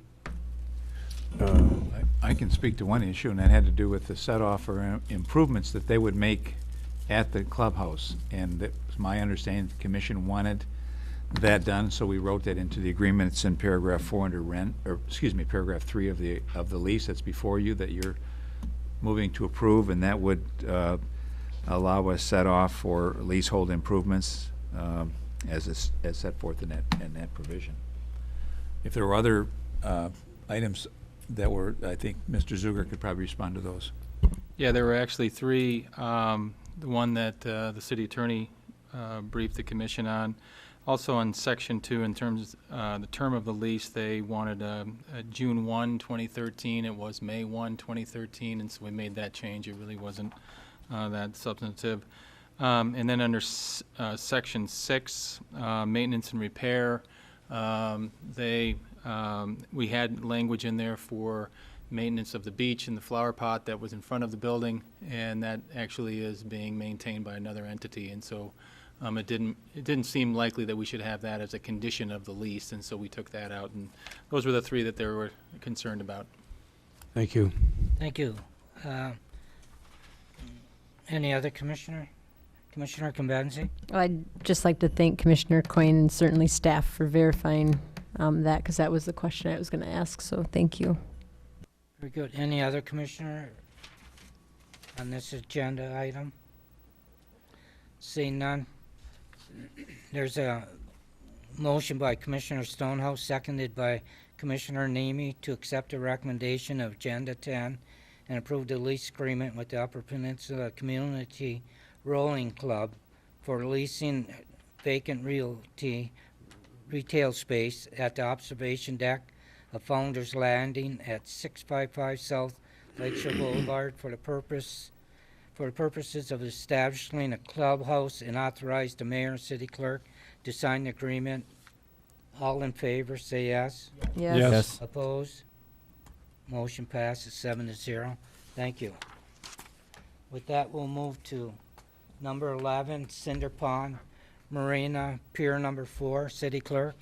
Yes, Your Honor, thank you. Background: at their June 18th, 2013 meeting, the Harbor Advisory Committee recommended including an additional slip in the Cinder Pond Marina slip inventory. The slip is located at the end of Pier number 4. Due to the depth and width restrictions, the space has not been used. The space would fit 1 jet ski or a very shallow skiff or kayak. The rough length of this type personal flotation vessel is 10 feet. It is recommended the slip be rented at 50% of a 24-foot slip, or $527.50. The committee made the following recommendation. It was moved by Connolly and seconded by Beauchamp to recommend the city establish a small vessel slip for 1/2 the price of a 24-foot slip, and that the small vessel slip be added to the slip inventory. It was carried unanimously. Staff has contacted the MDNR Waterways Division, who has approved the use and proposed fee. If approved, staff would administer the slip consistent with the rules and regulations for marina and launching facilities. Fiscal effects: Cinder Pond Marina would realize additional revenue with this action. Recommendation: establish a small vessel slip on Pier number 4 for 1/2 of the Cinder Pond Marina 24-foot seasonal slip fee, and add the marina to the inventory, or add to the marina inventory. Alternatives as determined by the commission. Thank you, City Clerk. Commissioners? Commissioner Schneider. I move that we establish a small vessel slip on Pier number 4 for 1/2 of the Cinder Pond Marina, 24-foot seasonal slip fee, and add to the marina inventory. Thank you. Is there a second? Commissioner Stonehouse? Second. Thank you. Commissioner Schneider, anything further? Well, as it's read, it seems like it's a slip that's not really ever used because of its restrictions, and I'm glad that we've been able to find a way to use it. I do have concerns about moving forward on this just a little bit, about if we have more and more human-powered craft or small craft in the area, how are we best going to accommodate them? I think it's nice that we're being able to do this with something that's not very well used, but we may see an increased demand for this kind of thing. Other than that, I look forward to hearing what Commissioner Stonehouse has to say, because I know that the water is definitely his purview, and I appreciate any extra comments. Thank you. Commissioner Stonehouse. I guess I would only echo that I think it's a good use for something that otherwise has not previously been usable. And whether it chooses to be human-powered or power-powered essentially is driven by market, and I guess who chooses to rent it. But it is an interesting idea as to how we better provide services that are human-powered. And I think, we'll get there as we begin to define how that all comes together. Thank you. Any other commissioner? Commissioner Convenzi? A question for staff. Do we have any interested parties in this? How did this come about? Thank you. Yeah, we have one party that's actually already submitted an application if in fact this is passed. Any other commissioner at this time? Seeing none, there's a motion by Commissioner Schneider, seconded by Commissioner Stonehouse, to accept a recommendation of Agenda 11 and establish a small vessel slip on Pier Number 4 for one half of the Cinder Pond Marina 24-foot seasonal slip fee and add to the marina inventory. All those in favor say yes. Yes. Yes. Opposed? Motion passes 7-0. Thank you. Number 12, professional services for special legal counsel. City Clerk. Thank you, Your Honor. Background: on July 15th, 2013, the Michigan Tax Tribunal, MTT, petitions were received from Hoffert and Associates, PC, as attorney for DLP Marquette General Hospital, LLC, regarding 2013 real and personal property valuations. An RFP was requested for special legal counsel to defend the appeal to the MTT. This is due to the city attorney having a conflict of interest regarding DLP Marquette General Hospital, LLC. Bids were open on July 23, 2013, and one bid was received. The bid received was from Varnum, LLP, and the hourly rates range from $275 per hour per tax associates and $385 per hour for tax partners. Fiscal effect: the real property taxable value in dispute is $8,726,500, which would result in a loss of $130,221 to the general fund and $3,054 to the senior services fund. Personal property taxable value in dispute is $6,911,500, which would result in a loss of $103,136 to the general fund and $2,419 to the senior service fund. This item will require a budget adjustment to take effect. Recommendation: approve a professional services agreement for special legal counsel with Varnum, LLP, in an amount not to exceed $100,000. Alternatives as determined by the Commission. Thank you, City Clerk. At this time, I believe Mr. Frank Bertel would like to address this item number 12. Thank you, sir. You have the floor. These are my opinions. We're not past the controversy you created over the alleged waste of $3,000 tax dollars to farm out legal services for a truck route. The amount you now propose to authorize is not to exceed $100,000 because the city attorney has a supposed conflict of interest with a hospital. $3,000 was too much, and now $100,000? Why make us pay for these conflicts of interest? In a small hamlet like Marquette, every attorney is associated with almost everyone. This begs the question as to whether we ought to hire our city attorneys from outside the UP so to minimize the potential and the frequency of these conflicts. It is only fair to note that $100,000 in question is a large percentage of our attorney's annual salary. Chances are this high an expense entails more time than our already busy attorney can dedicate to the matters as shown on your agenda supplement. Please explain whether this is so, as well as how the attorney or his firm are considered in conflict of interest with a certain hospital on this specific item. Thank you, sir. Commissioners, what's your pleasure? Commissioner Ryan. I'd like to move we approve a professional services agreement for special legal counsel with Varnum, LLP, in an amount not to exceed $100,000. Thank you. Commissioner Coyne? Support. Thank you, Commissioner Ryan. Anything further? Yes, I guess I'll preface it by saying I'm disappointed to find us at this juncture. And it doesn't have to do with who the attorney is. It has to do with the matter of the tax issue. You know, it's certainly fair and proper for anyone to protest their taxes if they don't believe it's correct. And we certainly can't fault anyone for doing that. But, you know, we're beginning a partnership with a new corporation in the community, and I guess it might have been nice if we had heard from them in some other way other than getting papers from an attorney that they had decided to challenge our tax assessment. This is a serious matter. This is going to cost, if they are successful, over $230,000 from the tax revenue we expected to receive. And, you know, we're now talking about spending $100,000 for an attorney. This kind of practice is very specialized.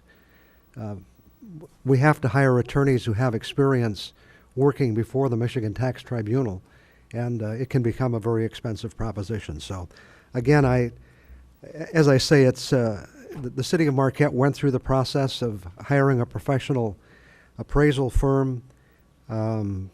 We think we've moved forward appropriately, and I think it's important that we defend the assessment that was reached by the company that made that assessment for us. Again, I don't question the right of any individual or company to pursue their own interests, and they certainly have the right to do that in this country. But I am disappointed that we are at this juncture. Thank you, Commissioner Ryan. Commissioner Coyne? Well, I share Commissioner Ryan's disappointment. This is just not a good way to build wonderful community relations. And the numbers are now up to possibly 400,000 because we already spent 70,000 on a professional job to find out. So if you go to 330,000, that's $400,000. Well, I feel all warm and fuzzy right now. That just makes me feel real great. And I'd like to know two questions. One, they're questioning the real property taxable value and also questioning the personal property taxable value. I'd like to know what those are. I think that's a reasonable thing for the commission to know what they're questioning rather than just a letter, okay, guys, hire an attorney and we're going to go to war here. I'd like to know what they're questioning, okay? And I also wonder if I could ask the city attorney this. Pretend I owned the Don Ryan Memorial Hospital. No, just the Don Ryan Hospital, not the Memorial Hospital. Thank you for that. You're welcome. And Johnny bought it for $100, and wasn't much of a hospital, but. What would Johnny go immediately to the Michigan Tax Tribunal and say this is outrageous? It's only worth $30,000 as opposed. Why wouldn't he go through the normal channels that a homeowner would go through to question their taxes? Are they skipping a step, or is this appropriate? They're not skipping a step, certainly, but. Our city assessor probably is a little bit more familiar with the taxes themselves that you're talking about, because I heard it raised, what the values were as opposed to what they're asking for. Mm-hmm. I have stayed out of this question altogether because one of the members of my firm is in-house counsel for Duke LifePoint. So you won't answer that. That's not a supposed conflict. That is a real conflict. Yes. I think we all understand that. Okay. Yeah. I think that Susan answered. Well, about 3 years ago, the state made a change to the regulations for appealing to the tribunal. So any commercial properties do not have to come before the Board of Review. They can go right to the tax tribunal now and bypass going to the Board of Review. Can I ask her a question? You say they don't have to. Can they go to the local? Could they, if they chose? Oh, definitely. Okay. Why would it be that they wouldn't go to the local? To where the people that they're serving live? I can't answer that. That's a choice that they make on their own. if Can they you, want. can you imagine a reason why they might do that? Maybe because of the dollar amount involved, and they may not think that the local unit board of review may be versed enough in the evaluation of the property to discuss an issue of this nature. Can I ask another question? You have the floor. Do you have any knowledge of what they're actually disputing? Well, they're disputing the valuation that we have on the roll. But For both the real and the personal property. I know that, but it has to be for certain things. I was not given that information. We just received the petition Okay, of that. will we be given that information, or will our attorney that we hire for $100,000 know that? We should be receiving information from them as the procedure progresses, to have a valuation disclosure or a copy of their appraisal. We did get the opinion from SRR that had conducted a valuation of the property that was approved by the Attorney General. And that was in order for the sale to go through. But it wasn't, it was just a valuation disclosure, or it wasn't an appraisal. But it was approved by the Attorney General. Yeah, right, but it wasn't a full-blown appraisal. It was just a valuation. A valuation determination. We paid $70,000 for an evaluation No, determination? ours was a full-blown appraisal. Our $72,500 was a full-blown appraisal conducted by the firm that we had hired, but that was just for the real property. The personal property was based on what they reported, Okay. what Duke Life Point reported. So they're then disputing what they reported. Correct, on the personal. Okay. And to the amount of $103,000, correct? Correct, for 2013. They're disputing their own estimation of what that was worth. Okay. And to do that, would they hire an appraiser just like we did? They had an accounting firm handle the personal property statements that they submitted, and that's what was reported on the personal roll. Okay, but then who do they hire to say they were wrong? I don't those have are an just- answer. okay. Exactly. I don't have an answer. I have not received. Most times when a tribunal case is brought before, initiated, there's a number that's guessed upon, I would say. They don't have a definite number that they're working with. They're saying, we feel it should be this much, but to my knowledge, I don't have anything to base this on. They have not provided that, and I don't know where they're coming up with that. It's basically the companies that they had hired, or the attorney firm, giving a guess, well, let's start at this. Would the attorney that's working for them, that's in the same office as our attorney, be that attorney? Would they have a different attorney to do all of that, probably? I guess I don't, we're going to hire I know a that, different yeah. attorney. We Never, wouldn't, never mind that. I'm not. That's a different issue. But I ask these questions not to put you on the spot, but to make an issue of what this is. And it's, to us, it probably represents $400,000 less, I mean, expense basically, and $330,000 less income for the city for 1 year. for 1 year. Thank you. Thank you, Commissioner Coyne. Could you wait there? I don't know, Commissioner Snyder might have a question for you. Commissioner Snyder. I have some comments to make to the commission, but I believe Commissioner Nemi had some questions. Okay, Commissioner Nemi. Ms. Boben, the personal property that they're objecting to, if the vote in 2014 is approved, this would only affect 1 year, because that's only going to be on the roll for one more year. Isn't that correct? No, because the the personal property that will be removed from the roll in 2014 is anything with a taxable value of under $40,000. Their taxable value is over $40,000, so therefore it would not be removed. Okay.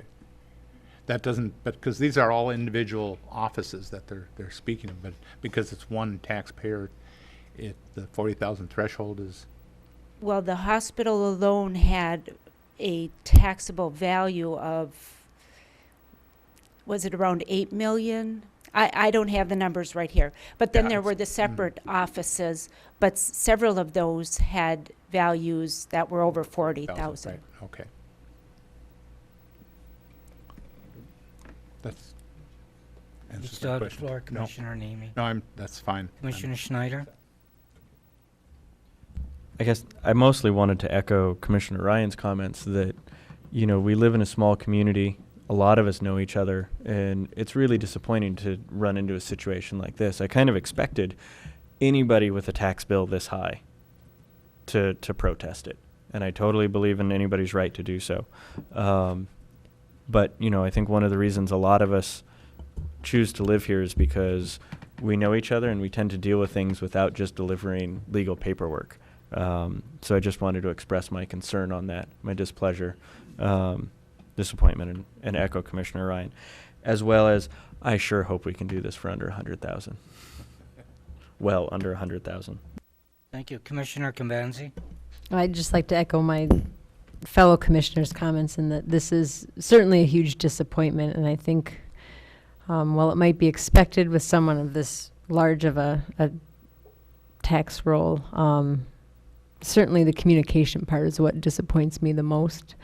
I think it's been a few years of being excited about having a new partner, having someone to help contribute to our community, and I feel like this is where we're at, and it's certainly disappointing. My only concern with this contract is that there was only one bid received, and I guess I'd like to know a little bit more about this.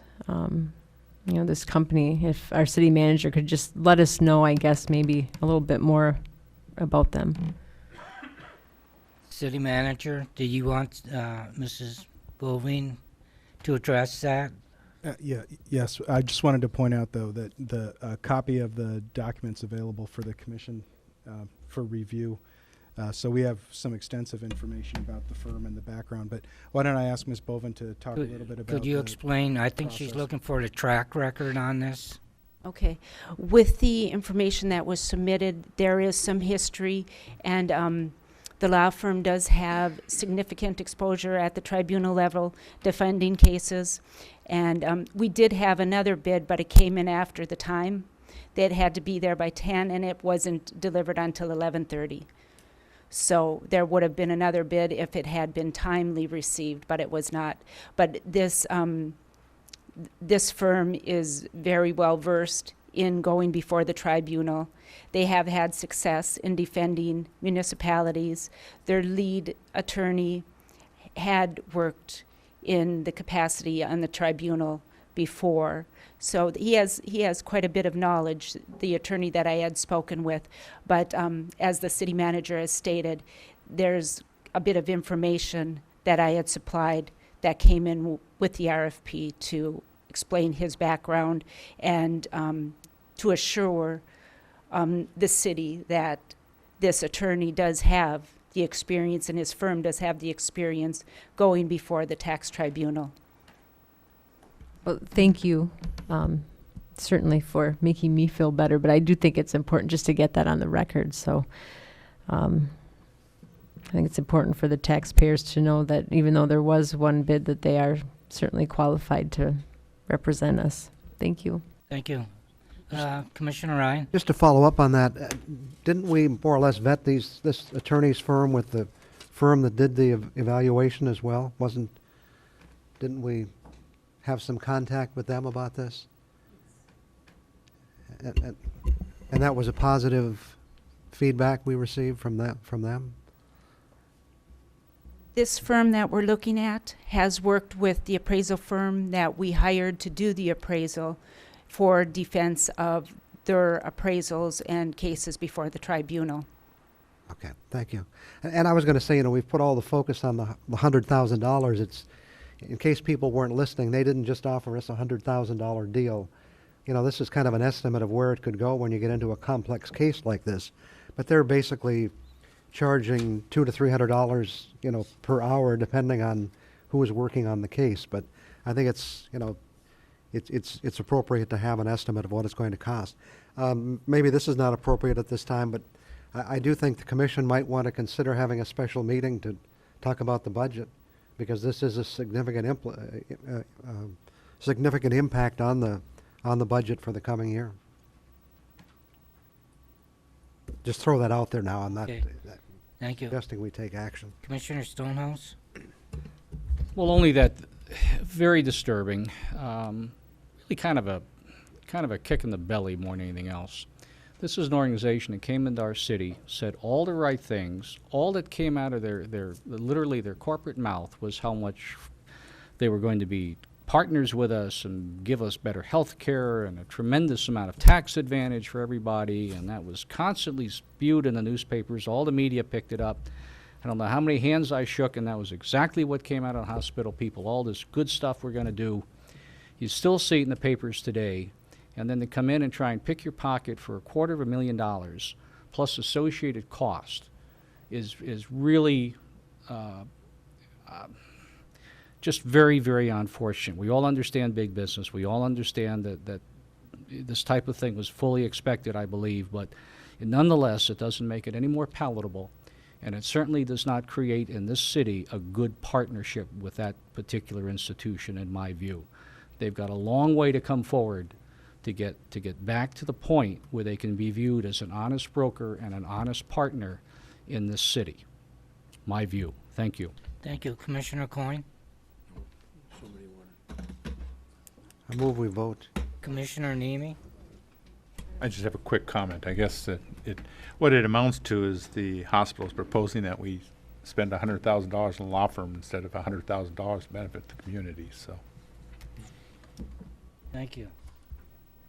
So anyways, seeing no further questions from my fellow commissioners, I'll follow up on the, they threw us under the bus. We never did see this bus coming, but they threw us under the bus, and this is what we have to deal with now. So anyways, I know how everybody feels, and I believe the residents and other communities are also going to have to go through this that are probably associated with DLP. And I'm not saying we're the only community that's going to be going through this. So anyways, with that, I'll ask my fellow commissioners. All in favor, say yes. Yes. Yes. Yes. Yes. Opposed? Motion passes 7-0. Thank you. Number 13, City Manager and City Attorney Performance Evaluation. City Clerk. Thank you, Your Honor. Background, the new city charter requires the city commission to evaluate the city manager and city attorney on an annual basis. Several work sessions were held earlier this year to discuss the process and format to be used. At its March 25th, 2013 meeting, the city commission appointed a 3-member evaluation subcommittee consisting of Commissioners Kimbenzi, Schneider, and Stonehouse to work with staff on developing the forms and process to be used in the evaluations. After several work sessions, the subcommittee has prepared the attached forms for the City Commission to consider and is recommending adopting the process incorporated in the attached materials. Fiscal effect: none by this action. Recommendation: adopt the process and forms recommended by the evaluation subcommittee to be used in the annual evaluation of the city manager and city attorney. Alternatives as determined by the commission. Thank you, City Clerk. City Commissioners. Commissioner Nemi. Thank you, Your Honor. I move that we adopt the process and forms recommended by the evaluation subcommittee to be used in the annual evaluation of the city manager and the city attorney. Thank you. Is there a second? Commissioner Kimbenzi.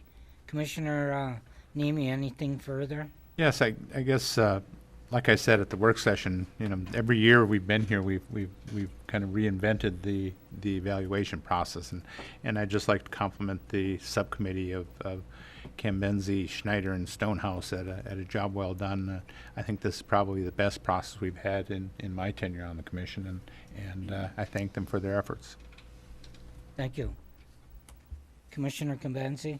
Well, I'd just like to thank Commissioners Stonehouse and Schneider, and certainly our city manager, who were with us,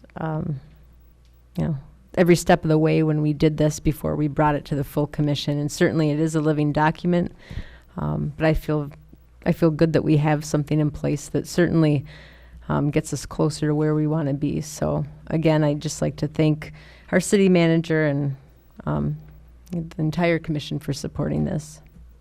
Thank you. Commissioner Schneider? Well, it has, this is my third process of going through this, and the last two I thought were not very adequate at all for being able to evaluate a city manager. And from what I hear, it's been much longer than my tenure on the commission that there's been issues with this. I think this is a significant improvement. And I want to thank Commissioner Cambenzi particularly for finding the documents that we based this off of. I think your particular wonkiness as far as policy is concerned, policy wonkiness that is, was really beneficial to the commission as a whole. And I also want to thank the city manager for bearing with us on this. I know that your tenure has been fairly short so far as a city manager, but every time your evaluation process comes up, not only do we evaluate you, we evaluate the process in which we're evaluating you under, so you're wondering what bars you're going to have to jump over next week. So I appreciate your patience on working with us through this, and hopefully this is a system that works better for all of us, and thanks the commission for the support. Thank you. Commissioner Coyne?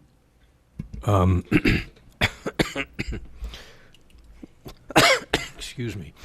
I want to thank the three of you, and I want to evaluate your work. It was excellent, or one, okay? And why I bring up the one is we had a very productive work session to work out the kinks of this, and in the qualitative evaluation of this, we have overall rating. It's I want to be clear, are we talking, is it going to be 1 through 5 or good, exceptional, or poor? And that's not in here. And so the rating, when we have 7 of us do it, we've got to decide what that rating is going to be. And we had that discussion. And can anyone remember what and honestly answer, not to, skew it the way they wanted it to be? Can I ask commissioners to say what we agreed on there? You have the floor. Okay. Commissioner Schneider, what was your understanding? Well, I think you and I disagreed the most on it, so I was paying very much attention to what we agreed on to try and find that middle ground. And I do remember it being good, acceptable, and poor. Okay. Thank you. That's the way I agree with it. And I think that ought to be put in there because somebody's going to put a 1 or a 5 and have no idea what that means. So, as I didn't. Okay. Okay, thank you. Commissioner Ryan? I struck out with you on this earlier. I'm still not clear on this quantitative evaluation, why we even have to have it. And it's hard to explain that to the people watching, but it just seems redundant with the rest of it. But I'll go along with it, but I'm just not sure why. When it says it calls for a yes or no answer, does that mean yes, that is a responsibility of the manager, or yes, the manager carried out that responsibility? Commissioner Schneider? I can answer that one. Because the quantitative specifically deals with what the charter requires of the city manager, the charter has already stated, yes, this is a responsibility of the manager. So by stating yes, or I think we actually said in our meeting that we would just put a check mark if, it's been completed, that's confirming that he actually did his job as required by charter. Because the lead-in says the functions and duties of the city manager shall be. So it doesn't have anything to do with whether he did it well or did it or not. It's just these are the functions and duties of the city manager. Well, right, and if he doesn't do them, then we're all in trouble. So it's our role to at least say, yes, he did do this. It doesn't say that. It doesn't say, did he do it? It says, the functions and duties of the city manager shall be. Commissioner Coyne? Why don't you just consider adding a sentence that the city manager carried these following functions out? And then yes, no, yes, no, yes, no. That's reasonable. Commissioner Stonehouse? I would concur with that. I'd scrap the whole thing, but I'm going to have to go along with the rest of you, so. I mean that whole section. Commissioner Convenzi? I'd like to ask Commissioner Nemi if he would maybe amend his motion to include that sentence as well as the good, acceptable, poor. Okay, I'd like to make the motion to amend. Okay. Motion by, Oh, gosh. there's a motion by Commissioner Convenzi, seconded by Commissioner Coyne, and Commissioner Convenzi is going to tell us exactly what she meant. I'd like to amend the original motion to approve the evaluations as stated to include a sentence in the quantitative, what was it, did meet the, Did meet the following responsibilities. on both the manager and the city attorney to put, they met these responsibilities.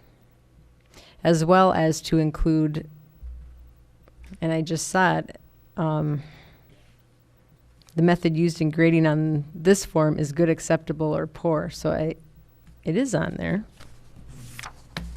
Maybe we don't need that. It's the fourth paragraph under instruction.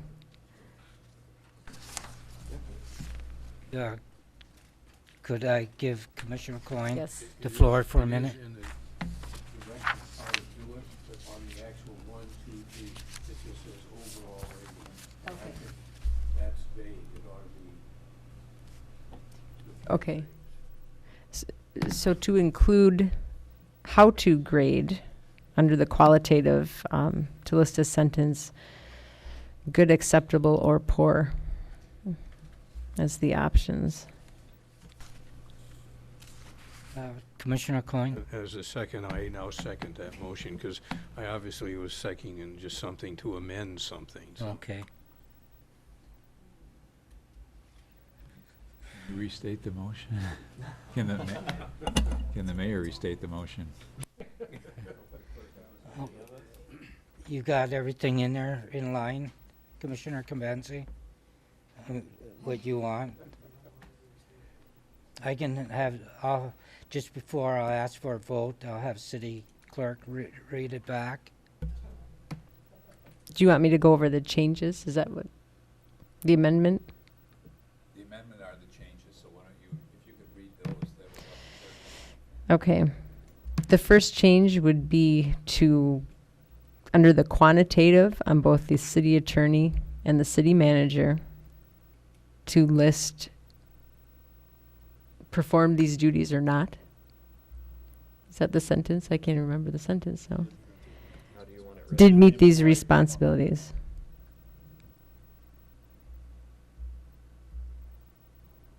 So the city manager / or city attorney did or did not meet these responsibilities. The second would be under the qualitative of the city managers to put a sentence saying good, except please. How do you want this stated? Good, acceptable, poor. I think that covers it. Commissioners, Just any further? vote on the amendment first. Okay. There's a motion by Commissioner Nemi, seconded by Commissioner Convenzi. No, it's a motion by Commissioner Kambensi, seconded by Commissioner Coyne. That's what I got here, but think you said you want to go with the... No, you got to go with the No, amendment. we have to vote on the Okay. amendment first. All in favor of the main motion, say... No, the motion. By amendment as amended by Commissioner Convenzi and seconded by Commissioner Coyne. All in favor, say yes. Yes. Yes. Opposed? Motion passes 7-0. Now we'll vote on the motion the main motion as Right, amended. the main motion is by Commissioner Nemi and seconded by Commissioner Convenzi. All in favor? As amended. All in favor, say yes. Yes. Yes. Yes. Opposed? And that passes 7-0. Thank you. Number 14, Life, AD&D, and LTD Insurance, City Clerk.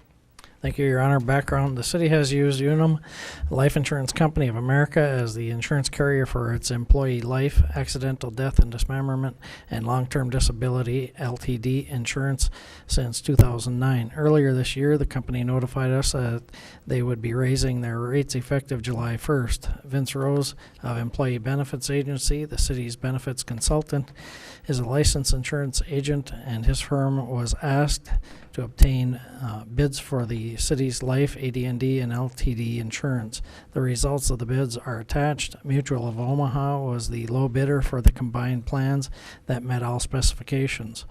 While they were not the lowest for LTD coverage, Mutual of Omaha will guarantee these rates for 3 years and offers better pre-existing exclusion and coverage periods than Lincoln Financial or the Standard. Mutual of Omaha is is rated A+ by insurance raters AM Best and Standard & Poor's.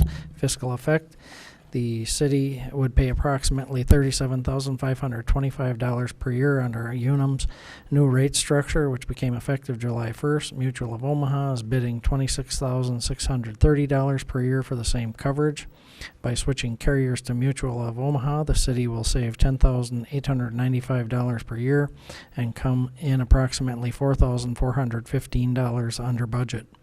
Recommendation: accept Mutual of Omaha's bid to provide combined life, AD&D, and LTD insurance coverage to the city effective August 1st, 2013. Alternatives as determined by the Commission. Thank you, City Clerk.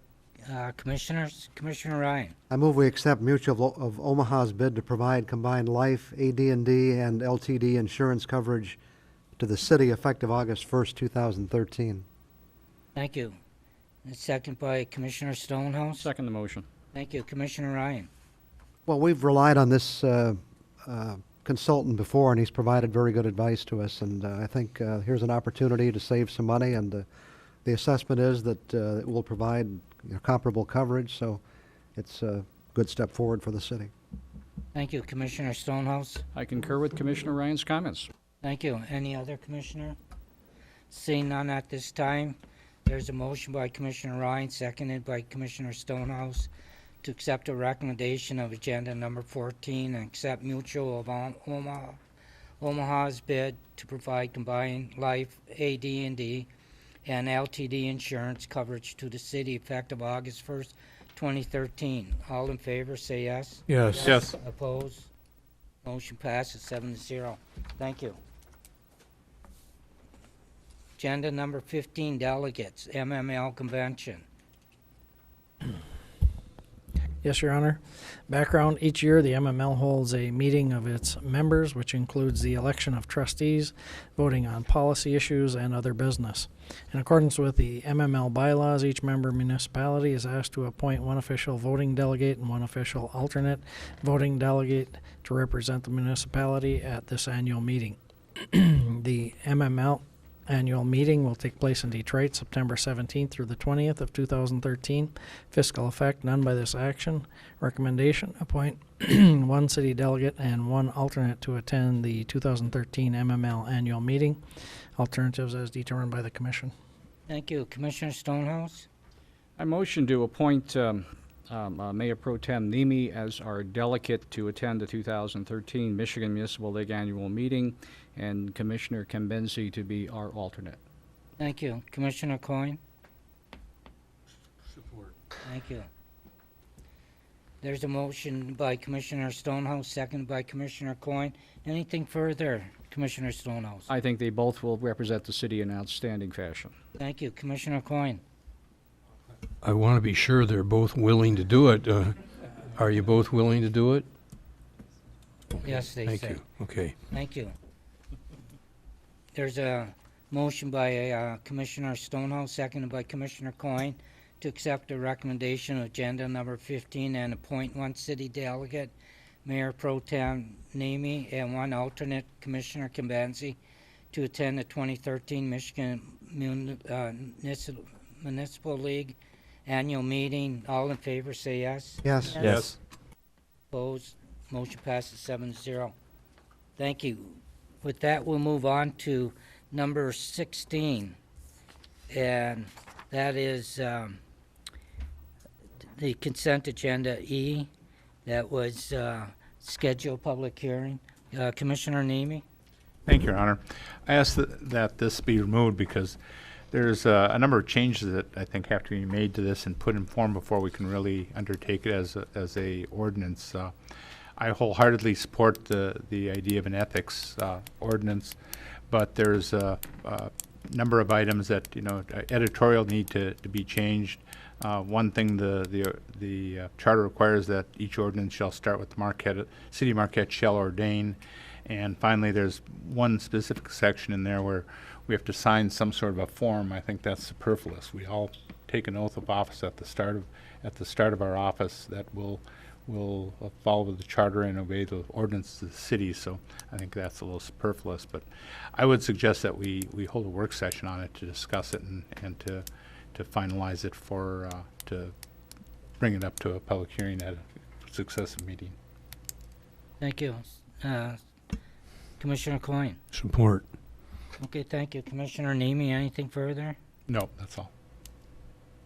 Commissioner Coyne? No. Thank you. All in favor, say yes. Yes. Yes. Opposed? Commissioner Kimbanzi? Yes.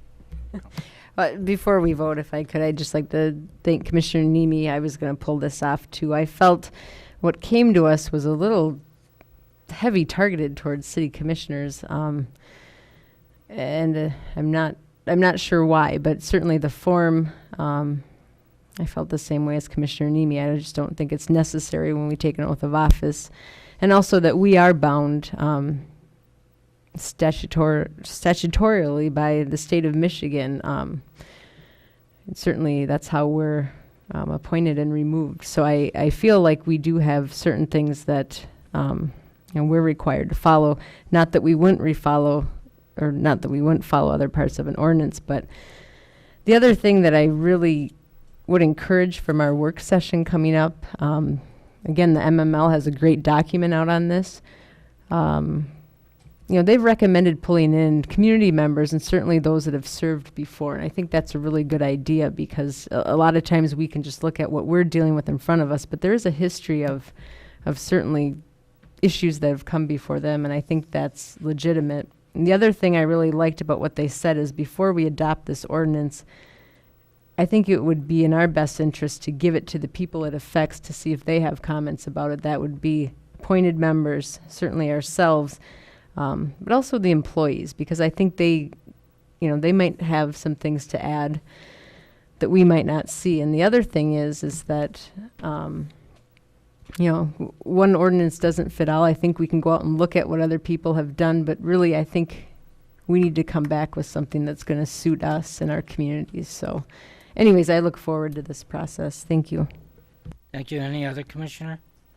Commissioner Rice? Just to add, I appreciate Commissioner Nemi taking it off the consent agenda. I think this is the right way to go for us to have a chance to talk about it and move forward from there.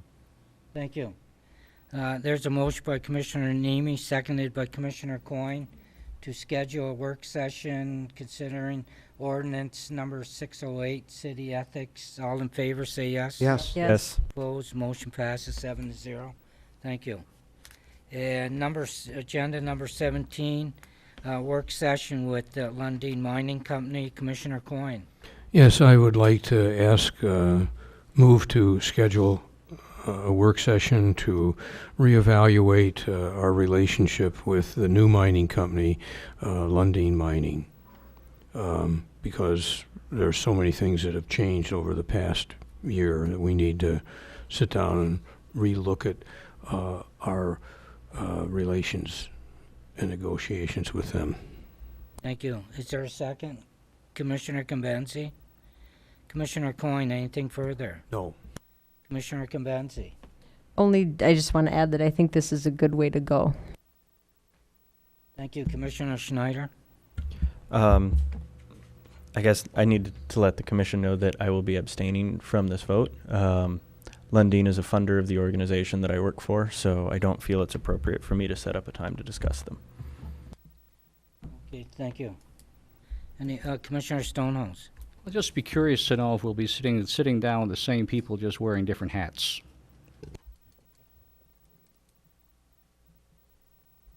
Commissioner Coyne? Well, I didn't, the work session is for us to discuss what we want to do. I don't care how many people come, what hat they're wearing. This is a work session for the commission to discuss what relationships we want to develop with the new mining company. That's the motion. Okay, very good. Any other commissioners? Seeing none, there's a motion by Commissioner Coyne, second by Commissioner Convenzi to schedule a work session with Lundin Mining Company. Just a work session on Lundin. Work session on our relationships with Lundin Mining. Okay, on. Okay, all in favor say yes. Yes. Yes. Yes. Opposed? Motion passes 7-0. Thank you. We had one abstention, Your Honor, I believe. Okay, 6 to 1. Thank you. 6 to 0. Yeah, thank you. 6 to 0. City Clerk, do you have that? Showing Commissioner Schneider as abstaining. Okay, with that, we'll move to public comment. Comment should be limited to 3 minutes per person. Please state your name, physical address if you have it in the past when making public comment. Anyone wishing to address the City Commission at this time? Anyone wishing to address the City Commission at this time? Hello, Matt Lutenberger, 413 West Hampton Street. Just to clarify some of my earlier statements, I would like to see City of Marquette take on a edible landscaping initiative, if you will. Seattle has just purchased or converted 7 acres into a edible park where you can literally walk through and pick strawberries, eat cherries, do whichever. It's presented by the city. My presentation was more or less a Kickstarter for something to that effect. I do not envision rows of corn or rows of tomatoes going up, but more or less plots of land and walking spaces for city residents. In essence, treated as a city park that offers free food. And unfortunately, there's a lot of procedure obstacles that go in to making something like that. But I would like to present to the city an idea for going forward and for future development to consider edible landscape as a cross-city, not necessarily an ordinance, but a initiative, if you will. The concept of edible landscaping is starting to pick up. We do have the winters up here, which do offer a little bit of a dilemma. However, we have beautiful summers, and our summers have been lasting longer and longer. So please consider in anything that you guys do to encourage edible landscaping. Thanks. Your Honor, what was the speaker's name? I didn't quite get it. Matt Lutenberger. Lutenberger. Okay. Thank you. Thank you, sir. You're welcome. Anyone else wishing to address the City Commission at this time?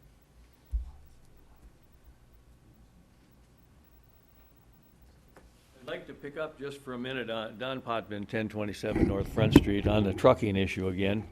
And I think it is an issue and a very important issue. As I said earlier, Mr. Coyne and Mr. Stonehouse assured me very vehemently that that our city commission would never allow the trucking of mining, et cetera, through the city of Marquette. And of course, in order to bar one, you have to be all-inclusive. It has to be logs, it has to be sand, gravel, whatever. But the defining thing to make it legal, I think, is that if they're generating something like that in the city or delivering to the city, they can do it. For instance, the logging can deliver to the heating plant out at Northern and generating plant fine and dandy. But if they're not, they don't bring it through town as a shortcut. I understand that there's been some discussion amongst the commission, off campus or on campus, whatever, that there probably should appoint a 3-person committee to meet quietly with Mr. Anderson representing Rio Tinto Lundin as regards trucking through our city of Marquette. I would suggest that if that is in the offing, that you don't do it, because I think, in my view, that the manager is the person that does the negotiations for the city. You guys can advise and say what you want, obviously, and he's going to try to do it, I think. But he is the one that should do the negotiating, not 3 of 7 commissioners. And I can't understand why would 4 commissioners want to defer to 3 commissioners to make very important decisions for them on a very important thing. So maybe there's nothing to it. But on regarding the hospital taxes, a long time ago I wrote a paper that I think you were given a copy of, that at the time that Duke was proposing all the things they were going to do and the money they were going to spend and so forth and so on. I hear some dissension now about what you're getting for it. However, the purpose of that letter that I wrote was to try to start an open conversation about what it is they're buying and what they're paying for, etc. And none of you that I know have picked up on it, and certainly no one ever contacted me. I went to the Mining Journal and I asked them to print it, and it wasn't the last word. As I said, it was to start a conversation with a lot of smart people in this town, but it never happened. But the Mining Journal said, we won't print it. This is the publisher. So I asked the salesman, how much would it cost to print that if I paid for it? $350. I said, do it. I'll pay for it.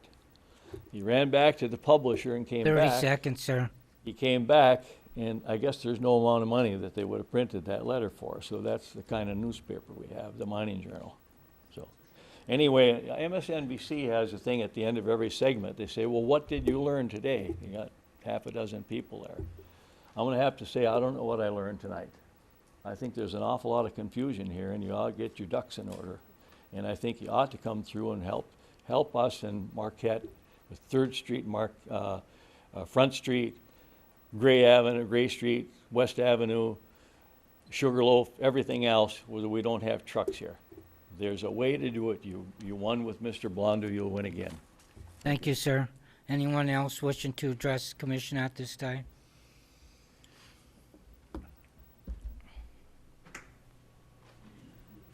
These are my opinions. Friday night prior to our June 24th and July 8th meetings, no agenda was posted on Channel 21.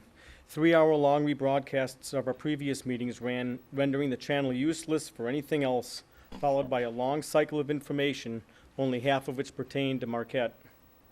Each week you wasted an hour of my time and you walked me to the library because the information staff failed to spend mere minutes to input the agenda.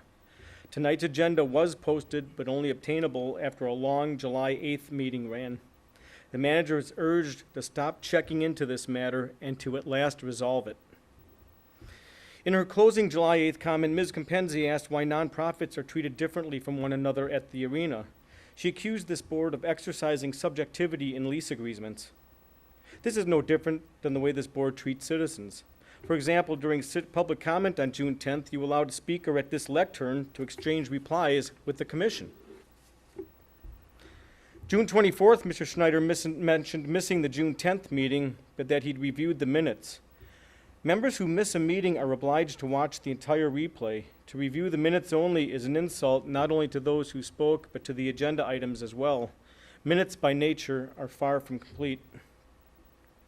July 8th, Mr. Ryan asked about grants for Tourist Park. According to the presenter, that information appeared in your supplement, which implied that Mr. Ryan hadn't read his material.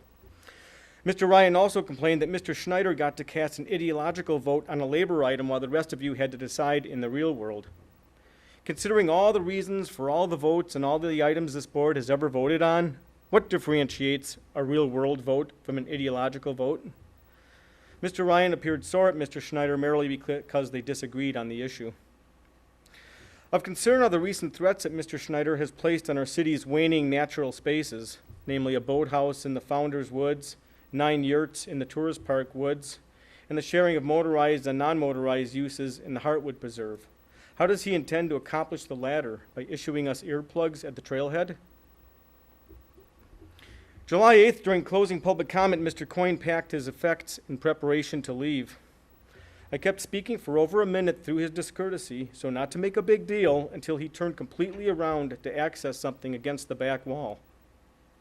Such audacity not only defies polite explanation, but it's eerily reminiscent of Mr. Coyne's men's room behavior on January 30, 2012, when he followed me 70 feet into the men's room for the sole purpose of confronting me.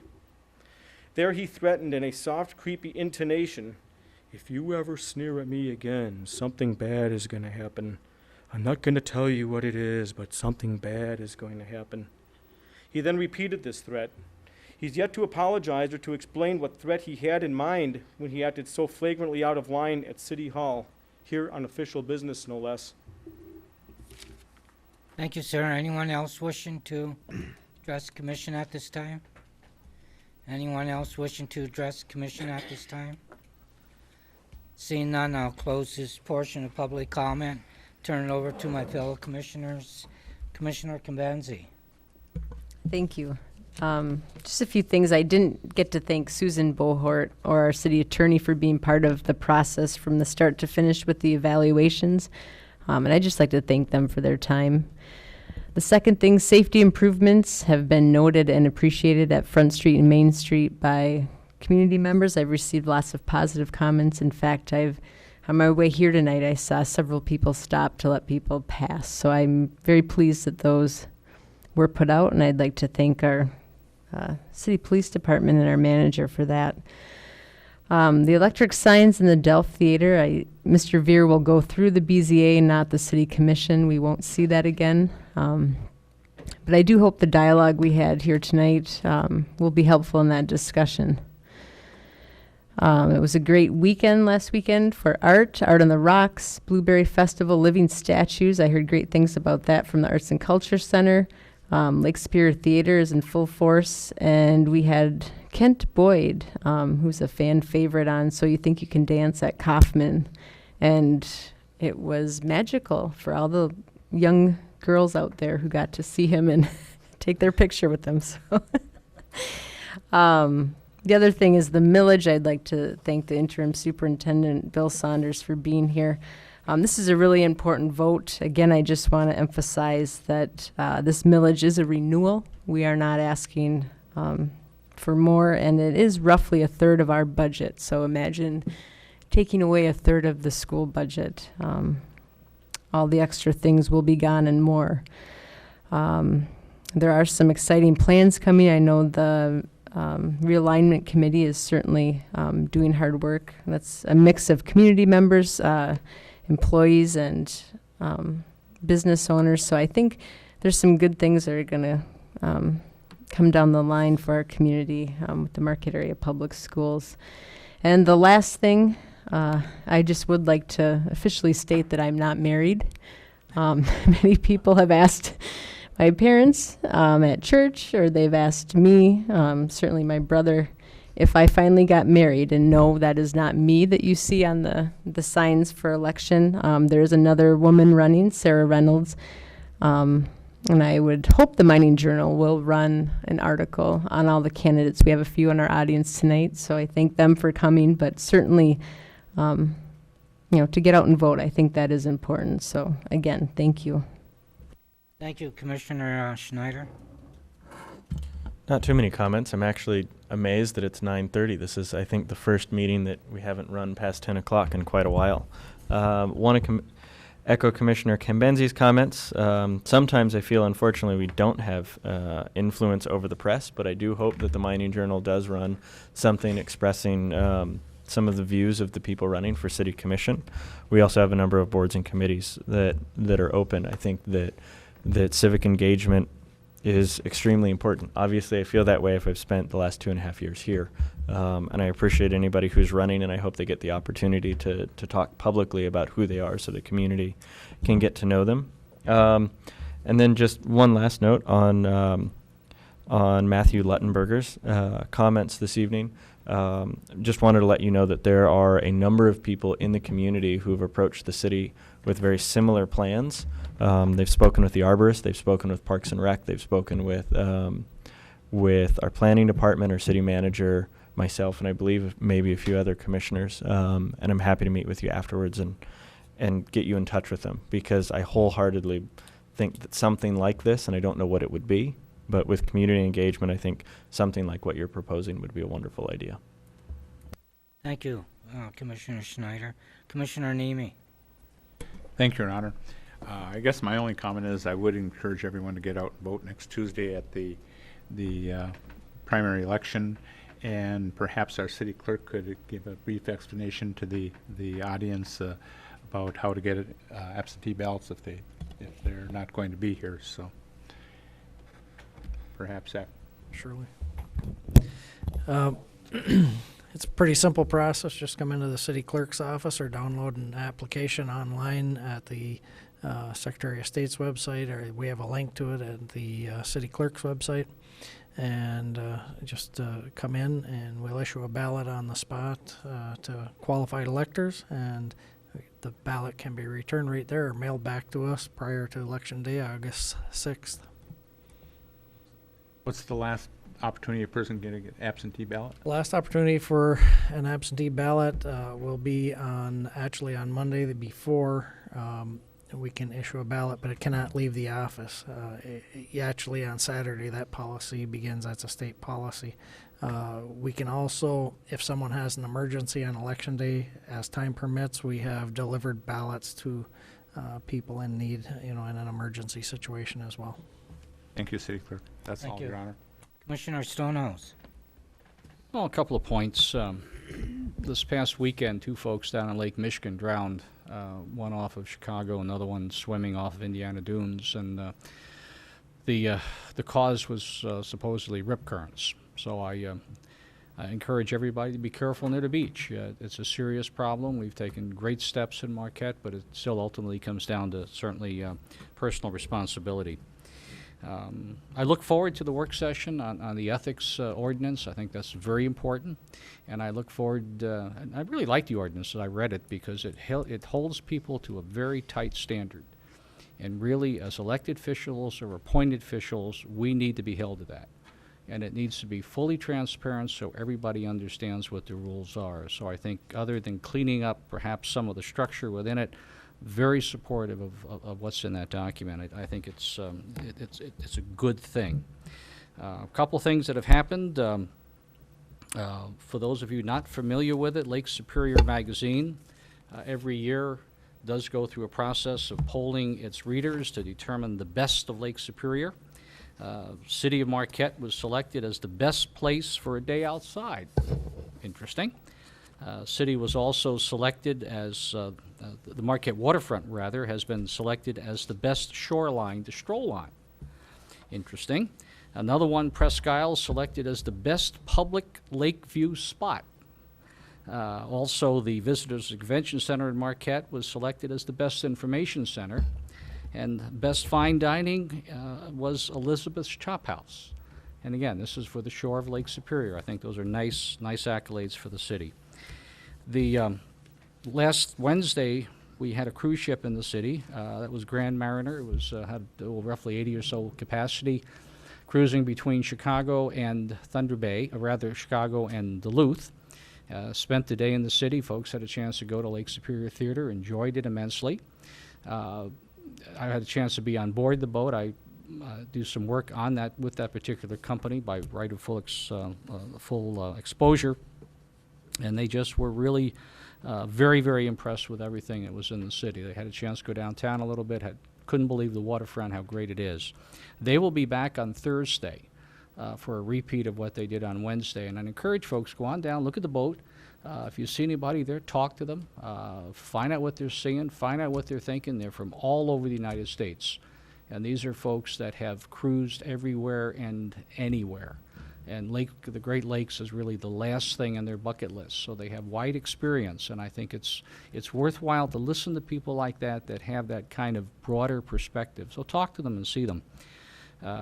There'll be another boat in on August 6th and August 10th. That will be Yorktown, and she will be cruising between Toronto and Duluth and then going back again, stopping in the city both of those days. And again, right up at Madison Park, have a chance to talk to the people, again, get their experience too, because I think they offer us a great deal of insight.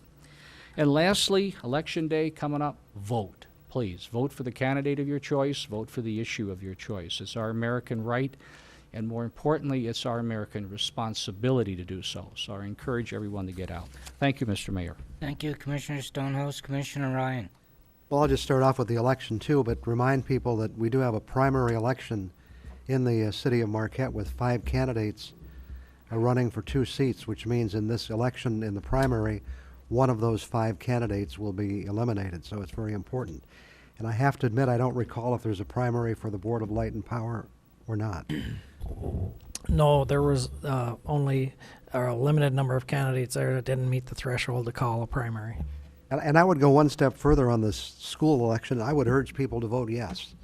I can do that because I'm not the school superintendent, but I can tell you, if they lost this election, the school would be out of business. I mean, this is a huge part of their budget, and this is not a tax increase. It's not a debt. It's not a bond issue.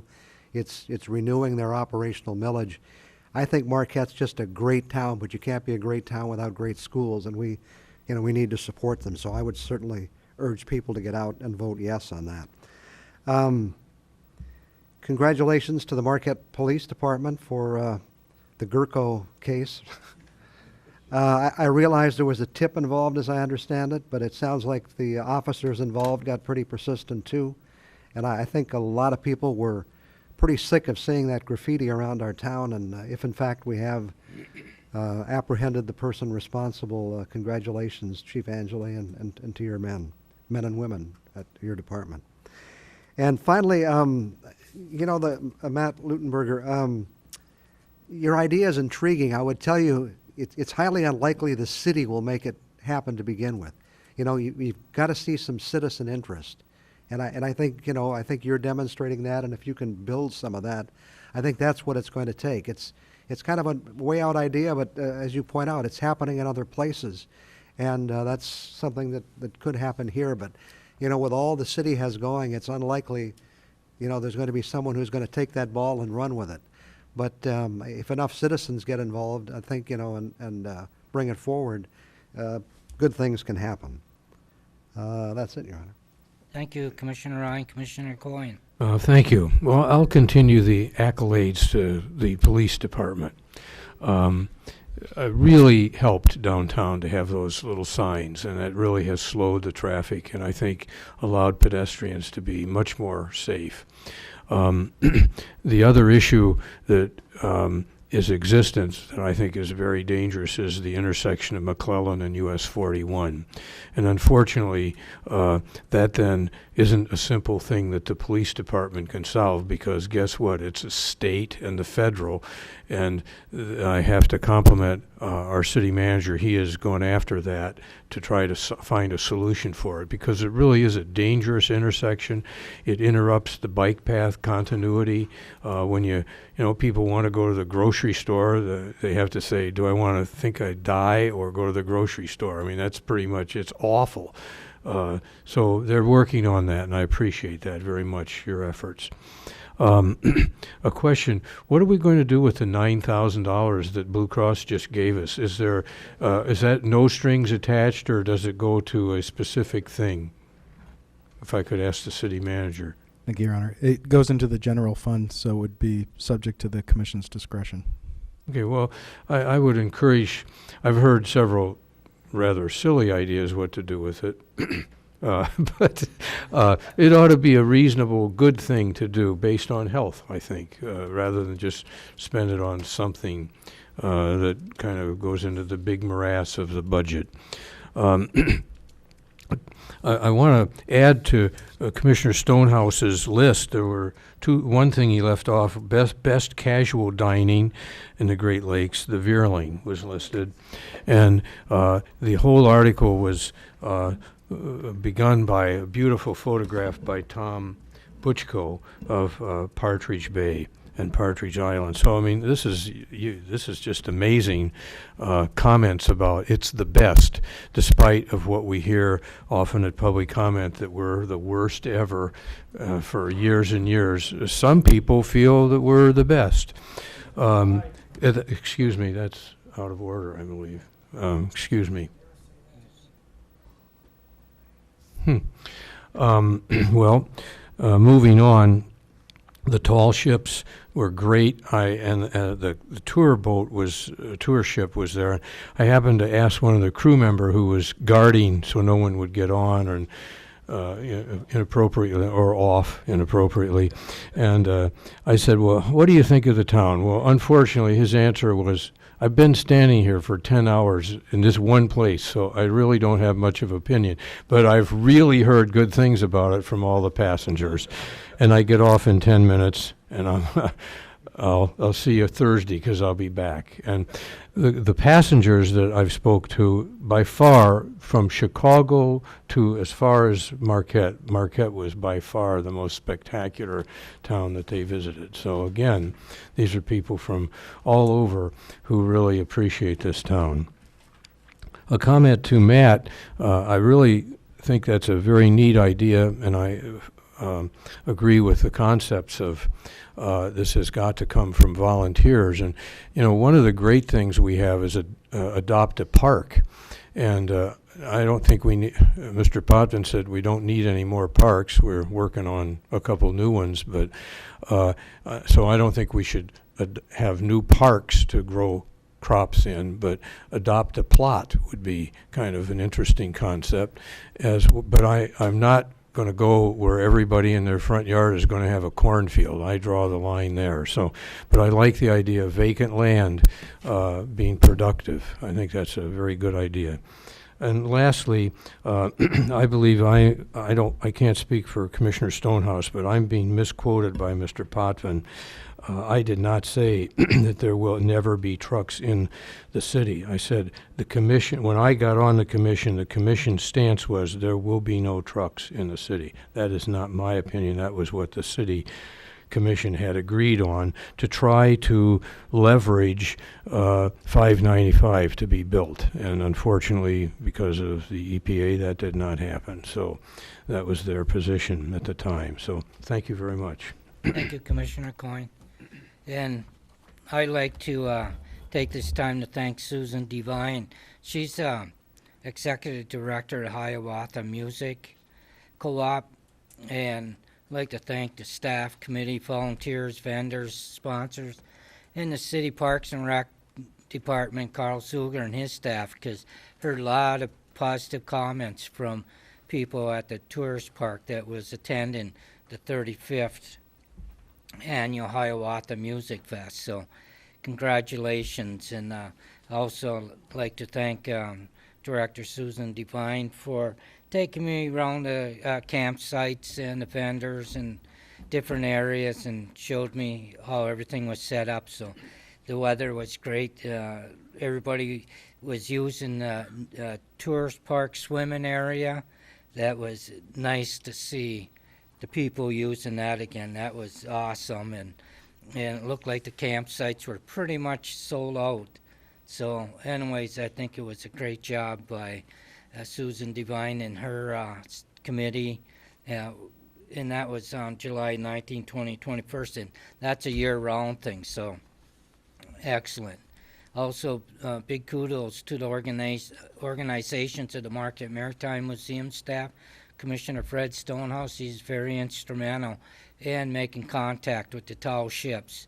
And the Market Visitors and Convention Bureau Director Pat Black, DDA Director Monty Lang, along with the Downtown Business Associations, they were also very instrumental in having the tall ships peacemaker, Dennis Sullivan and Holly and Matthew visit the city of Marquette at the Lower Harbor on July 19th through the 21st, and thank the Coaster 2 crew for taking us out to escort the tall ships back into the city of Marquette's Lower Harbor.